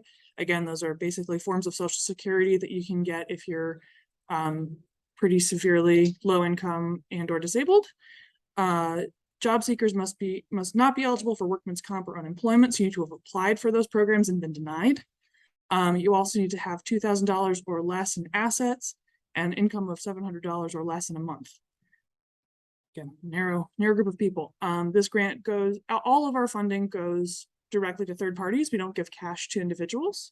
And that's true of general assistance as well. In this case, it goes to utilities, rental expenses, or car-related expenses, insurance, or car payments. There's emergency assistance. So this is an annual grant of up to $1,000. We've raised the level each year that I've been there because we're trying to get to a place where it's actually going to meet people's needs adequately. Not there yet. We're working on it. Requires either utility shutoff or for current rent to be owed. So usually that assistance goes to either rent or utilities, occasionally in other circumstances, but that's like over 90% of what we do. The earnings cap is 300% of FPL, which is the federal poverty limit. So that's true for emergency assistance, and that's pretty much comparable for our daycare and summer camp scholarship programs too. 300% federal poverty. It's about where we put most of our programming, most of our assistance. It's only available once a year per family. You can get emergency assistance and additional assistance at the same time. You can't get emergency assistance and general assistance at the same time. And along with general assistance, it's only available to documented residents because it's a state-funded program. Emergency assistance and general assistance, you have to be documented. All other financial assistance, you do not.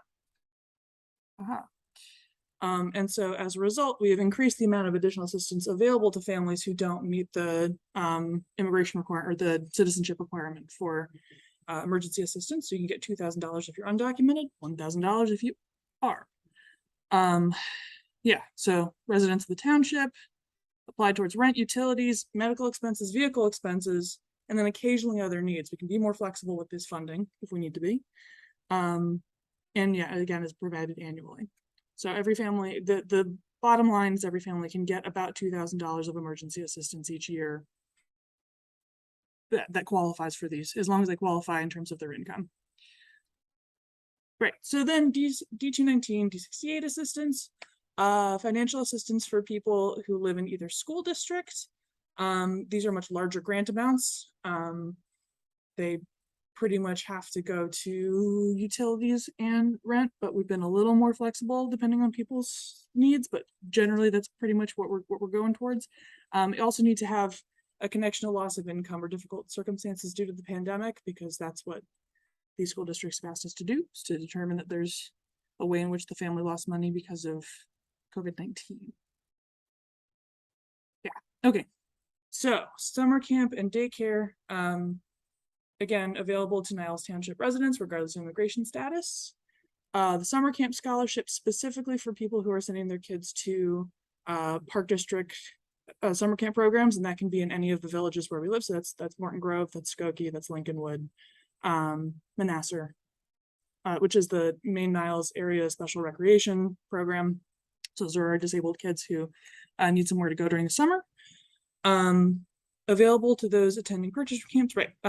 Income requirements, right? So this is currently closed because there's no summer camp, except for Space, which is the Skokie area program that's for before and after care. If other park district programs offer before and after care, I don't know about it. So tell me about it. But that's also a way that we could help. It's not for things like swim lessons or other sports and stuff that the kids definitely need to be involved in, but it's specifically to be able to allow parents to work, basically. So that's why the before and after care is included. Daycare scholarships currently open. We're still accepting daycare scholarships. So this is up to $25 a day for an individual child to be to sort of supplement the amount of the daily cost of their care. The main requirement on the agency side is that the daycare agency be located within the township. Other than that, it's kind of licensed, and that's about it. And the parent needs to register there. And then for the parent, they do need to be employed and they need to meet our income threshold, which is 85% of state median income, which is the threshold at which the state care starts kicking you off of their subsidy, which is why we put it that way. Yeah, so if you have parents who are looking for somewhere to help them out with the daycare scholarship, let me know. Feel free to reach out. For daycare scholarship. Yes, ma'am. What about citizenship requirements? No, no citizenship requirement. Nope. Doesn't matter. Good question. And so then the brand new thing is the respite center. Hooray. So we realized recently that there's no programming for, very little programming for homeless folks in Skokie and surrounding areas. Suburban Cook is just not great at providing services for homeless people. We started a partnership with St. Paul Evangelical Lutheran Church, which is 5201 Galitz, which is like around the corner. And we're in the basement there. We have a room where people can come take a nap, talk to a social worker, use the computer, do their laundry, get some food. They can get registered for our food pantry. All you got to do is give us a ring and we can find a time for them to be there. And this is honor system. Like, you don't need to prove anything about your income or your situation to be able to go there. If you need the space, we accept that you need it. We have a good connection with the clothing closet that's right upstairs in the same building, and a great relationship with the church. And flyers specifically for that program are on the back table too. Eldora is the person who is running the respite center. She's there right now. And yeah, if you have any, we have a working relationship with the library that's getting stronger all the time. They can send referrals right on over. If they've got somebody who needs some assistance, well, let me know. Our food pantry, got a great food pantry. It's right behind our building at 5255 Lincoln Avenue. The hours are a little funky. They're listed here. Basically, just think we're closed during lunchtime. Otherwise, about 9:30 to 3:30. You can get food the same day that you register. All you need to register is an ID or something that proves that you live in the township. So if you've got a utility bill, lease, whatever, something that says, and even if you don't have that stuff, if they're homeless or currently unhoused or need somebody to advocate for them, please just contact me. I'm happy to walk them over and be like, hey, this person really needs a promise. Yes. Okay, close connections to all of these agencies. Most of you are in this room. North Suburban Legal Aid. This is one that didn't end up on the slide here. There's a lawyer from CJE, the Council for Jewish Elderly, who comes every week. Her name's Tamara Kushner-Groman. She's great, and she's in our office from 1 p.m. to 5 p.m. on Wednesdays. So you should, for elderly people, but she really pushes that line a lot. So basically, if an adult needs help, legal services, please let me know and I can probably talk their way in there. Otherwise, we're working on being able to provide LIHEAP services. We are going to be a LIHEAP site this fall. We just haven't gotten trained yet. Someone could tell CETA to get it together. That would be great. Oh, hey, I'm sorry. that's all right. Except Yeah, no worries. Oh, that's what I do. when it's inactive, unfortunately, this is. That's what I get for rambling. What's going on? Connection error. That's all right. I'll just use it for myself. Shouldn't be like this. That's interesting. I'm so sorry. What can I minimize? it? Oh, yeah, go for it. Mm.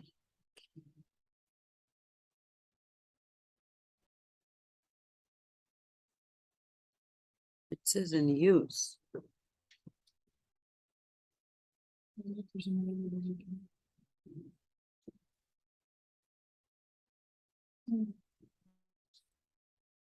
Melody, have you ever came across something?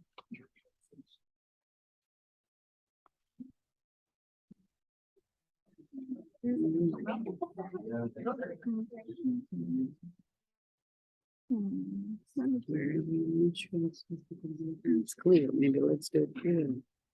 Clear. Okay. That is strange. Let's go back to. Oh, that's pretty. Right. Yeah, there you go. I know. No, it's so Does it work? it's in use. Here.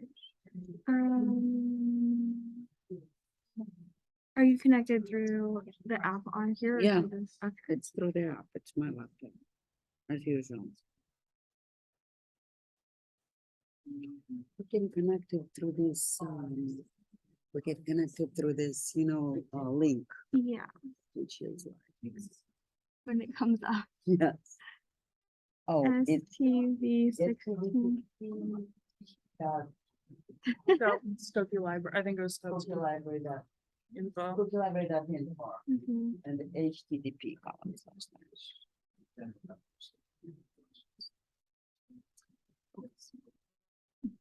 Nothing?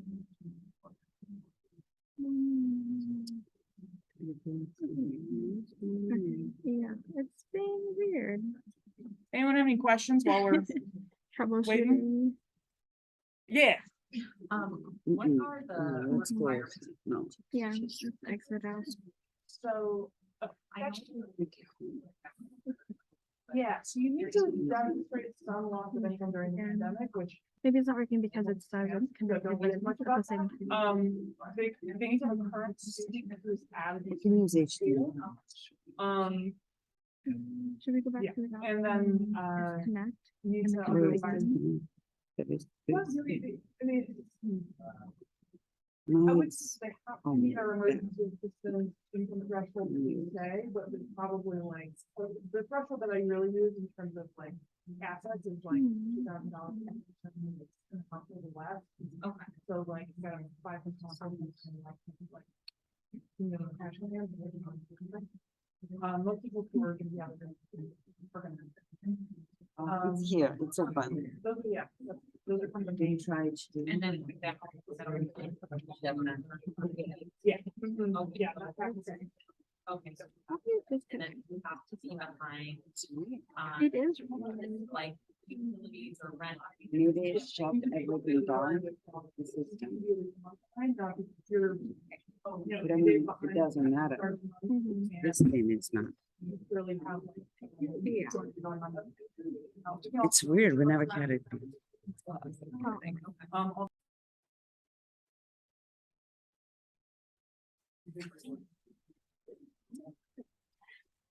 Thank you.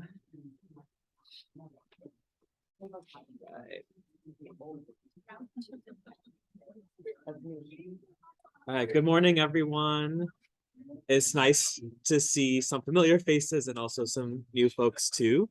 For those of you who don't know me, I'm Akash Bhatia. I work at the Institute for Therapy Through the Arts. We are in Evanston, and my role there is the manager of our Creative Knowledge Center, and I'll get into our programs in just a few minutes. Our mission at ITA is to provide the creative arts therapies to our community. We are located in Evanston, like I mentioned. We also have a Highland Park office. So people come to our offices. Anyone who's able to like travel to us is basically who we serve. And we also have community programs, which again, I'll get into in a few minutes. Some of you may not know what the creative arts therapies are, so I wanted to just take a few moments to explain what are the creative arts therapies. So the four that we provide are art, drama, dance movement, and music therapies. And our founder, Toddy Richmond, the late Toddy Richmond, she mentioned it the best, that when words are not enough, the arts can often help. So we're basically using the creative arts to help people express themselves, help them cope with difficulties, learn new skills, manage any mental health symptoms, process trauma, and improve the relationships that may be having issues in their lives. The main programs that we provide the creative arts therapies through are our private therapy program and our community partners.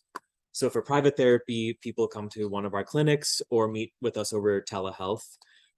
For individual, group, or family therapy, all of our therapists are board certified or registered as one of the 4 creative arts therapies, and many of us are also licensed counselors or social workers.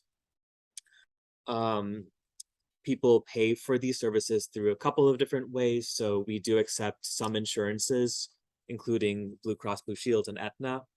And we also have a sliding scale financial aid program for those who aren't able to pay at full price out of pocket or are not having one of those 2 insurances. People usually start with an intake session with us where they try the different creative arts therapies to see which one is the best for them. And then we place them with one of our therapists to work usually once a week. In addition to that, we have group therapy as well. So people mostly do individual therapy with us, but we also have 2 groups that we're offering, and I have flyers for one of them in the back. Our ongoing group, which has been going on for years, is our pre-adolescent CBT, DBT creative arts therapy group.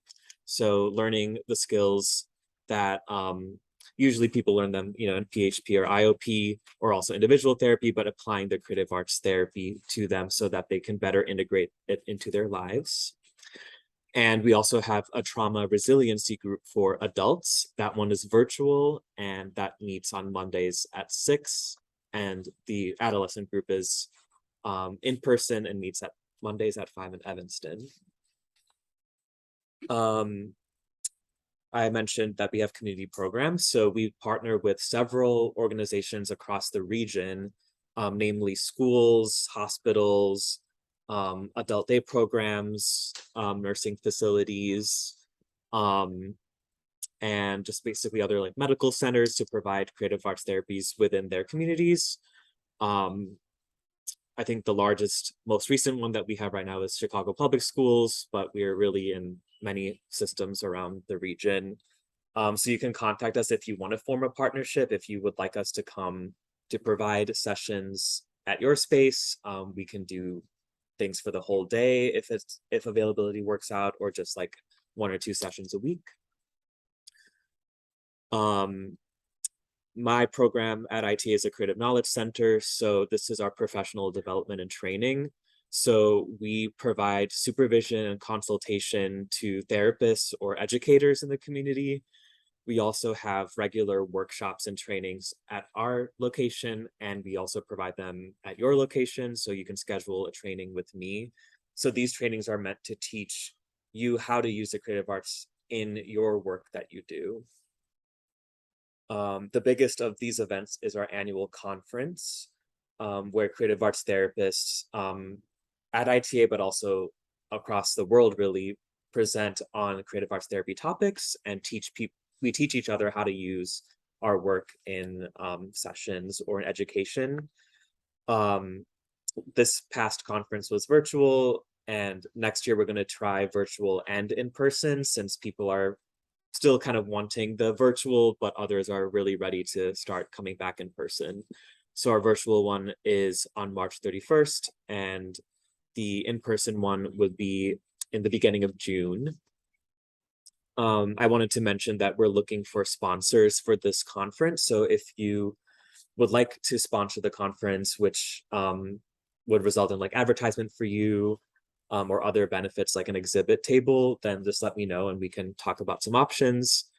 The biggest ones we're looking for right now are a venue. So if you would like to basically host the in-person event, somewhere that can hold up to 100 people, you can just let me know. A program outside of the clinical work that we do and the training is our musical Bridges to Memory. This is our program with caregivers of, it's still on here. So hopefully, yeah. So our musical Bridges to Memory program is where our music therapists work with caregivers of people with dementia to teach them music skills to improve their relationship and to improve communication at home. We know that dementia can really impact like family relationships and communications, and music really helps strengthen that and regain some skills and learn new skills as well. This is offered, I think, mostly virtually right now. Just so that's like the most accessible way to access like nursing facilities and older adults at their homes. Any questions so far? Yes.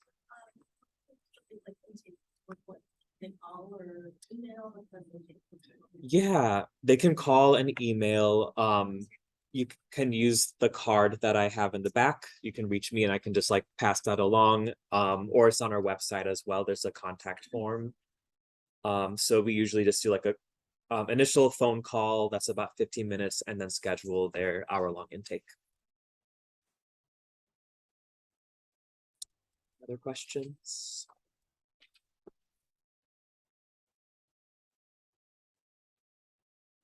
All right, I'll be around and I have flyers and my card in the back if you would like to reach out to us. Thank you.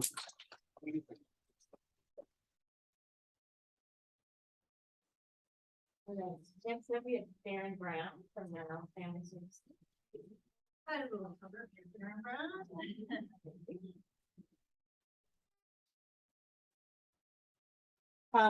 I'm not Darren Brown, I'm Kathy O'Grady, the Assistant Director that works closely with Darren. Oh, sure, sorry. Okay.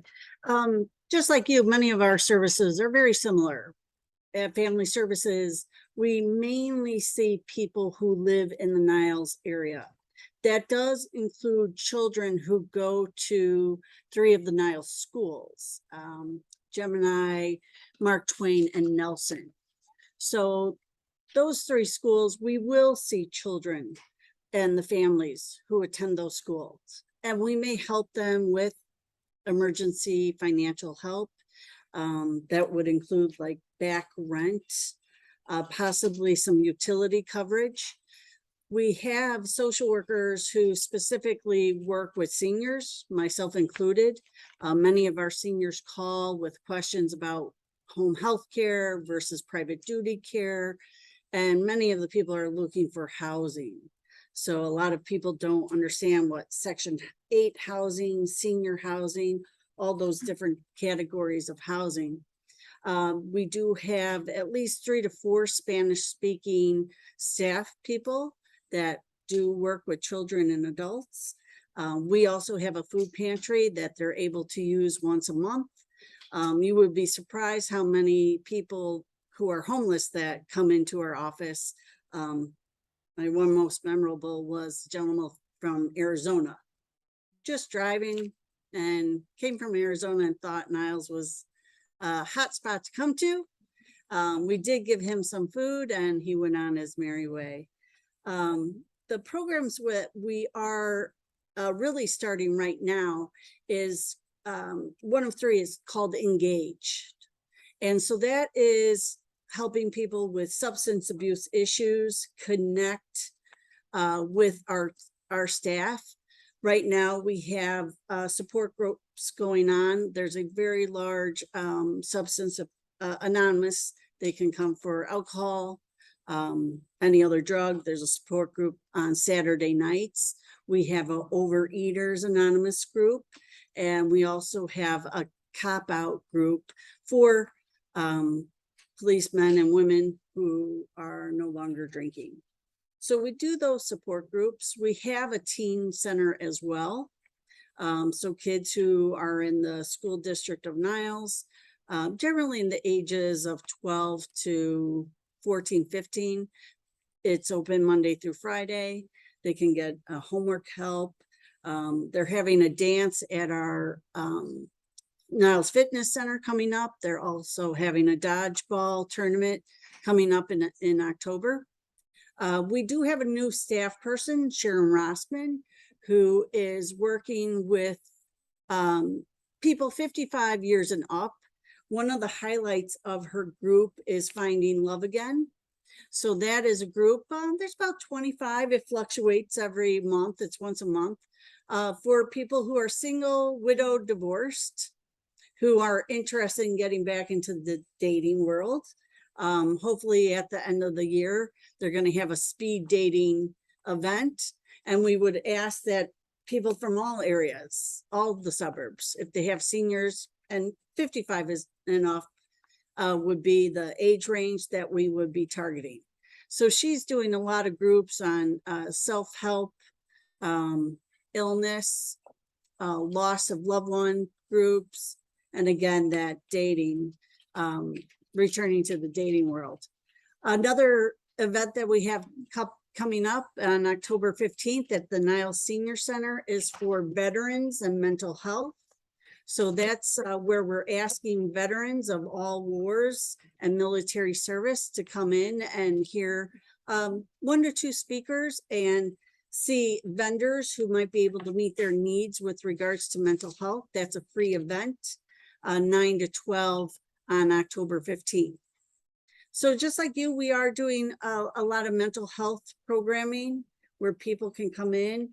We do sliding scale, but they primarily need to be Niles residents unless they have a child attending the Niles schools. We're open 5 days a week, and on Saturdays, it is by appointment, and that would include the food pantry. People would need to have an appointment as well. Doing a lot of similar services like you all, but we're at Waukegan and Oakton, right by the Niles Library.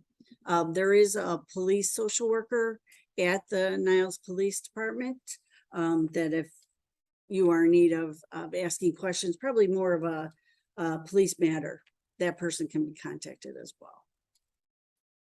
Thank you for having us. Any questions? We're good? All right. Thank you. All right. Next up is Danielle Carleton with Chicago Behavioral Hospital. Yes. Okay. All right.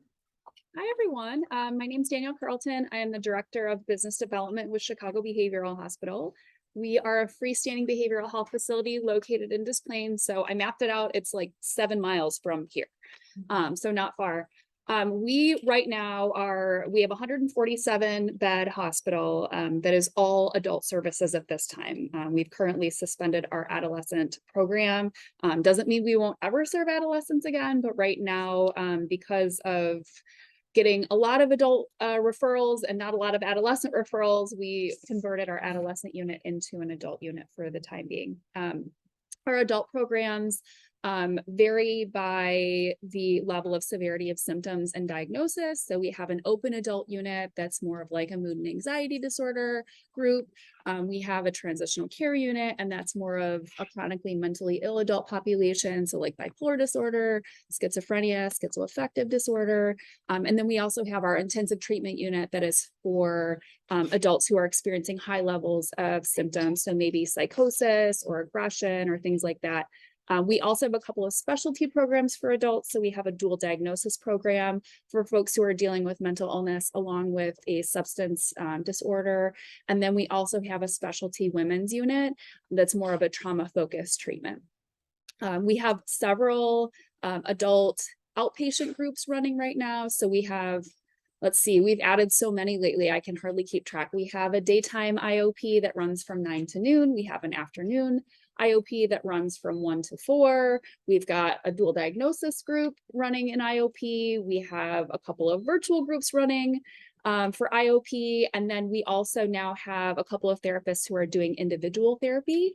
So we do have the ability to do individual treatment for folks. And then we also have medication management. So if anyone is needing their psych meds managed, we have a couple of nurse practitioners that do med management for adults. In addition to all of that, let me think. We've added a couple of other things. That's kind of the rundown of the inpatient and outpatient. We do not have a wait list right now for outpatient services.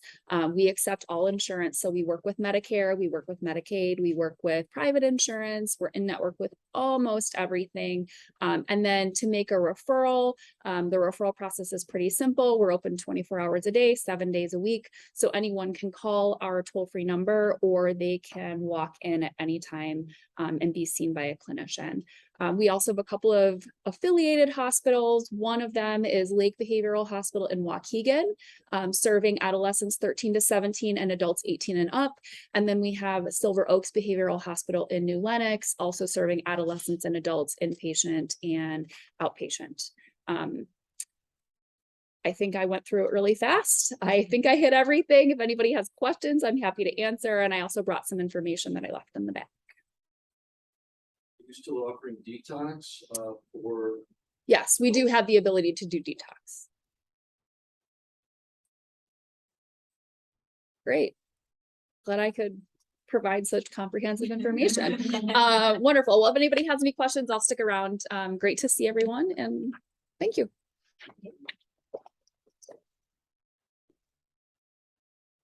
Is anyone here from response? You're trying to find a different position. Okay. So we'll move on. Next up is Iris Barrios from the Belogorsky.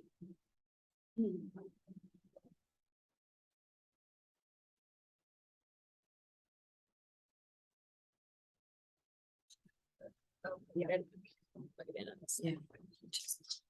Put it in. Yeah.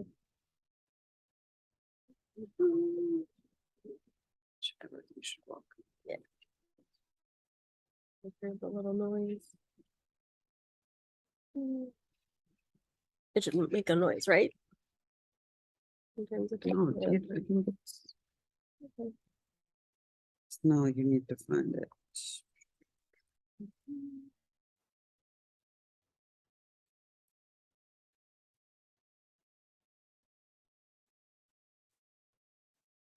Let's see it. I'm sure it's open away. I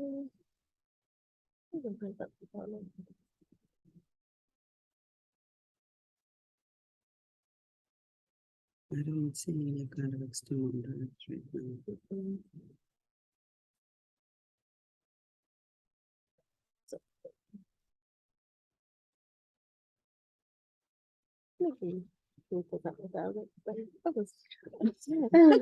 It's one of those days Computer today. days, you know. Okay. I just It don't does, see- yes. It's not popping up. No, it's not popping up because usually you hear that It's little noise. It's popping up. No. Sometimes with this plastic thing. There it is. There it is. Okay.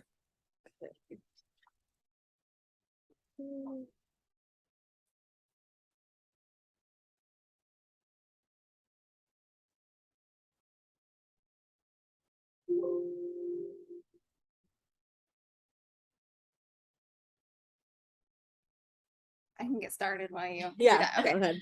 Hi, I'm Melissa Versch, and this is Iris Barrios, and we are the human services team at the Village of Skokie. We are neighbors with the library at Village Hall. Our office is in the lower level. They put us in the basement at Village Hall with Health and Human Services. So the services that we offer on the human services side are things that include services for seniors and people with disabilities. So we have volunteers who can, we schedule appointments for Skokie residents to meet with Medicare counselors or for help with benefit access program. which if you don't know, provides a discount on your license plate discount or RTA ride free card. We also have an attorney that comes in once a month to provide free consultation on things like simple wills, powers of attorney, living will documentation. And then during tax season, we have AARP volunteers who can help with filing income taxes. We have a lending closet. So for against Skokie residents who need canes, walkers, crutches, wheelchairs, that's available, no charge for people to borrow those items. Health and Human Services is also a place that people can call for information and referrals. So we get calls on a variety of issues. Maybe an adult child is calling regarding their aging parent. And so we're talking with them about services like transportation and home meals, in-home care. Maybe someone calling about affordable housing and housing resources. Because we're at Village Hall, we get to work very closely with the village departments. So sometimes we'll get referrals from like the fire department. If there's someone who's been calling a lot, who's been falling or needs like transportation or transferring help. If there's maybe a home that has some hazardous conditions, we get to work together with environmental health and the fire department and property standards on those homes and working with those residents. Part of that too can be well-being checks. And so people can call if they're concerned about a neighbor or concerned about a family member, and we can go out and check in, provide them some information, assess the situation. We have a senior reassurance program, which started during COVID and is still going on, providing check-in phone calls to seniors who are isolated in the village. We can also do some short-term counseling and case management. So, helping people navigate that tough situation. Maybe they're facing eviction or job loss or an illness. Part of that too can be incorporated into some of our other like emergency financial assistance programs. I'll let you talk about that. Oh yeah, so we have we partner with a lot of community partners, but within the village of Skokie, we serve our Skokie residents with our emergency financial assistance program. It's an income eligible prevention program for Skokie residents to avoid eviction or the loss of utilities. So Skokie residents will meet with our human services staff, such as Melissa and I, and advocate to complete the application. We go over our verification documents. We also do have a budget that we will go over with our residents to avoid and prevent reoccurring occurrences. I know we had talked about financial programs or literacy programs. We will refer folks over to the YWCA for their basic money management classes if that is something that they are interested in moving forward with. It's available to our Skokie residents when funding is available. So we do have funding now, which is great. And we'll look at other grants also, like a CDBG grant, partner with Connections for the Homeless, partner with Niles Township as well. And also other nonprofits when looking to meet with other financial needs with our residents when eligible as well. Another financial program that we work with as well is it's Assist a Family. It's our annual holiday program. When our Skokie residents have limited financial resources in order for them to enjoy the winter holidays. So we provide gift cards for Skokie seniors, families, and individuals. And this is made by local donors such as Skokie residents themselves. So it's really, really helpful with our Skokie residents that they're giving back throughout the holiday seasons. And then donations made to Assist a Family also helps fund the emergency financial assistance program throughout the fiscal year. So that really helps us keep the emergency financial assistance program going throughout the year. I did want to touch base a little bit about our youth outreach program as well and Teen Link. So Anne-Marie Benuzzi, she's out of the Skokie Police Department, but is within Health and Human Services. She oversees the youth outreach program and Teen Link. It's a youth outreach program, provides an alternate to youth offenders who receives a ticket through for violation of village ordinances. This could be truancy, curfew, drinking, smoking, fighting, or other non-criminal offenses. It's a separate youth court call for ages 21 and under. And it connects youth for services such as community services, anger management, educational programs, family counseling, and combination to other services within the Niles Township and Skokie land area. So a lot of times we do make referrals to a lot of partnerships such as organizations such as yourself. And it could be like Metropolitan Family Services, Pure Services, or Niles Township doing some community services over at the pantry or other services such as yourself. For the Teen Link program, that connects our youth to a lot of our Skokie seniors who maybe are on a fixed or low moderate income, who can't maybe contract a contractor for seasonal work such as yard work, snow shoveling, and things like that. A lot of time these are our youth's first job, so they will connect with Anne Marie Benuzzi, sign up, get on the list to see what days are available, times, and they do get paid. So they'll put a rate of pay expectation. They have started doing an orientation as well, talking about safety. So they'll never go into the resident's home. It's a lot of outdoor work. And so we provide the list to the resident, and then they will connect with the youth they will connect in regards to schedule arrangements. And we don't put the exact address of the youth, we'll put cross streets on there. So a lot of we do talk to the youth about safety, and sometimes the phone number is the parent's contact information as well. And the youth can go anywhere from 13 and up. We do have some young adults as well, as long as they're in high school, like 21 years old. And then we do have a new program that did come out of COVID, is a co-responder program. It pairs a CIT officer or crisis intervention teamed trained officer with a human services advocate. So currently it's Officer Kimberly Blue with Brian McHugh, as many of you guys have previously know Brian. So the co-responder team responds to behavioral and mental health related calls within Skokie, the community. So they do get calls directly from dispatch from the police department, and they'll directly respond to the Skokie resident who is currently in crisis with direct response with resources and services in their immediate need. So they will get dispatched right away. Their hours vary because we understand that crisis isn't a 9 to 5, so their hours are different than our services. Melissa and I are at Skokie Village Hall 8:30 to 5, but the co-responder team, their hours do vary because of the crisis hours and things like that. So that's with our services. Melissa and I are at Village Hall Monday through Friday, 8:30 to 5. Julie Kim is she's a police social worker at Village Hall. Her hours are from 7:30 to 3:30. And then Brian McHugh, he's a human services advocate at police station. His hours are usually 11 to 8. So we've now scattered our hours a little bit differently to kind of service at least 8 to 8 or 7:30 to now like 8 to 8. So we've trying to scatter our hours a little bit more to serve our Skokie community with at least 4 social workers or human services advocates as well.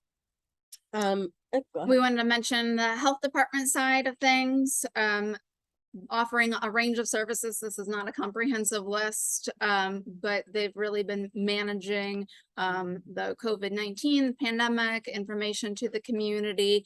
There are health clinics, so check like blood pressure checks, vaccinations, and emergency preparedness, in addition to things like medication and sharps disposal. Mm-hmm. And for birth and death records, we can access those as long as that person was born in Skokie or has passed away within Skokie. So if you want to get those records, but they're not in Skokie or that incident didn't happen in Skokie, then they have to go to the courthouse, but they can go to Village Hall to get those records if that has happened there. And because we are in 3 different departments, health department, that is our contact information. Within human services, that's our direct number there. And Anne Marie, Julie Kim, and Brian McHugh are at the non-emergency number, and they can be reached there.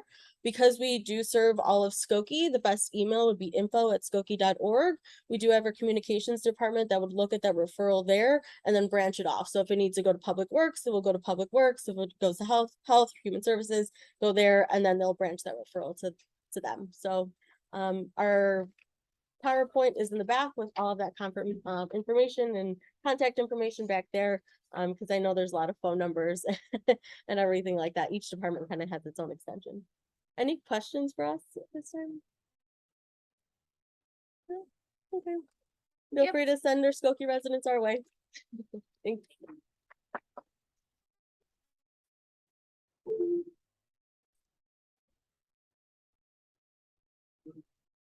Oh yeah, we took it out. Oh, you took it? Yeah.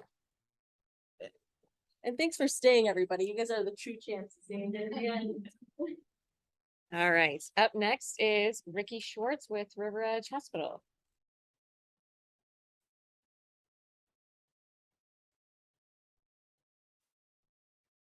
You guys are champs, so thank you. I'm Ricky Schwartz, and I am a community liaison at River Edge Hospital. And I like to say that all roads lead to River Edge, eventually. So River Edge is the largest behavioral health hospital in the state. We are a 210-bed freestanding psych facility. And the takeaway from this is don't ever feel alone. You know, there are enough services within these hospital systems to handle all kinds of behavioral health issues that you may be facing. So I'm going to give you the takeaway. Here's the phone number for admission. It is 708-209-4181. 708-209-4181. And it's a one-stop shop, even though it is the largest behavioral health hospital. So for any service you might need in behavioral health, you can call that number. Now, having said that, if the one-stop stop doesn't work for you, you can call me. And my phone number is 708-990-2009. And I will be able to assist you in placement of whatever service is being needed. We take kids as young as 3 years old right through life cycle. We have separate units for adolescent boys and girls. And we have 9 behavioral health units in the hospital, specialty units. So we can take people who are adults who are co-occurring using substances, as well as are needing help for psych stabilization. We also have an acute unit. So somebody who's in the midst of a psychiatric break, a schizophrenic episode, is presenting as a harm to themselves or others. We can also accept patients like that. We will detox them and stabilize them psychiatrically and then move them into other services. So we also have an intellectual and developmental disability unit. We're the only ones in the state that have this unit. Unfortunately, we're the only ones in the state that have this unit. It's tricky. It's a little bit detailed to get in. So to get a patient into that, there's a lot of paperwork. So we'd like anybody working with this population, if you are seeing accelerated behaviors that are becoming unpredictable, we ask that you call us. We won't hold a bed necessarily, but we can take care of a lot of the detail that needs to be taken care of so that the population who is most at risk does not end up in police care or in hospital emergency rooms where they may languish for days and days before they come to the realization that River Edge can help them. So now you know that we do have that unit, so please bypass as much that's not necessary with this population. And again, you can call me direct. I can assist you with it. We do try to do pre-admissions with this population of IDD. So please, please, please keep that in mind if you're working with that population. We also have a general population. I hate to use that term, but nonetheless, separate units for adult, male and female. Programming is separate. We bring people into the hospital and they will be on units by how they are born, and they can have programming, how they identify. And we have a continuum of services. So psychiatry, med management, outpatient services. We just kicked up PHP again. So many of these services are in person and virtual. Our children and adolescent services, our children are 9 to noon and virtual or in person. Same with adolescents from 4 to 7. Option of a virtual or in person. Adult are only virtual, and that's from 11 to 2. And again, the one number is the one-stop shop. So anybody that might need help in your world, please call that number. If the one-stop shop isn't working, then second shop could work. Second note, I opened up a clinic. I opened up a practice for substance use in Skokie. So I just did it last week. So I am accepting patients, adult male only, 21 years old, brief intervention therapy, psychoeducation. The idea is to bring people into mental health, into substance use care. Maybe they'll need a higher level of care, hopefully to bridge that, or people stepping down that need a maintenance would be people who I would be looking to work with. Any questions? No, I don't know. It's called Ricky's Place right now. I don't know what it's called. I just literally started. I used to have a DUI agency here in Skokie, and I let it go years ago, but I kept the office, so I'm getting calls, so why not, right? Yeah. I don't. I have a sliding scale. The top anyone's gonna pay is $90 and it goes down from there. So it's not a get rich thing. Yeah. You mentioned insurance is River Edge. River Edge Insurance is everything. So again, like Joe said, Joe Beale, who, by the way, UHS owns River Edge, it owns Hartgrove, it owns Garfield Park, and it owns Streamwood. So these are 4 major hospital systems in the Chicagoland area, and we're all kind of under the same umbrella. So again, if that one-stop shop thing isn't working for you, we can work with other hospitals. We work with Danielle, CBH quite a bit as well. So again, I don't ever want people to feel alone that they have this mental health issue or crisis and they're not getting services. There are services available. All insurances except straight Medicaid. So it shouldn't be a problem. ACC.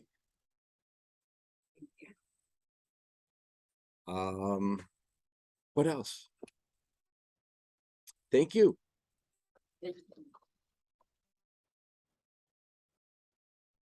Right. There might be a couple other people, if they're present, that can present. I don't know. Is Zena Kadim with Heartland Health Centers here? Nope. Okay. And it looks like Carrie Queen is not here either. Okay. So then that is it for our presentations this year. Thank you all for being here and for staying the entire time for most of you. Just again, as a reminder, this is recorded and I'm going to email the link out to everyone who attended today so that you can watch it or share it with your colleagues. There will be a couple additional organizations who couldn't present today. They recorded a video and that will be shared as well, along with electronic flyers for a lot of the organizations who presented today. And thank you to the Skokie Public Library for hosting. This is great. And thank you all for coming again. Thank you, everyone. Yeah, we have for this guy announced the LAN40 resource.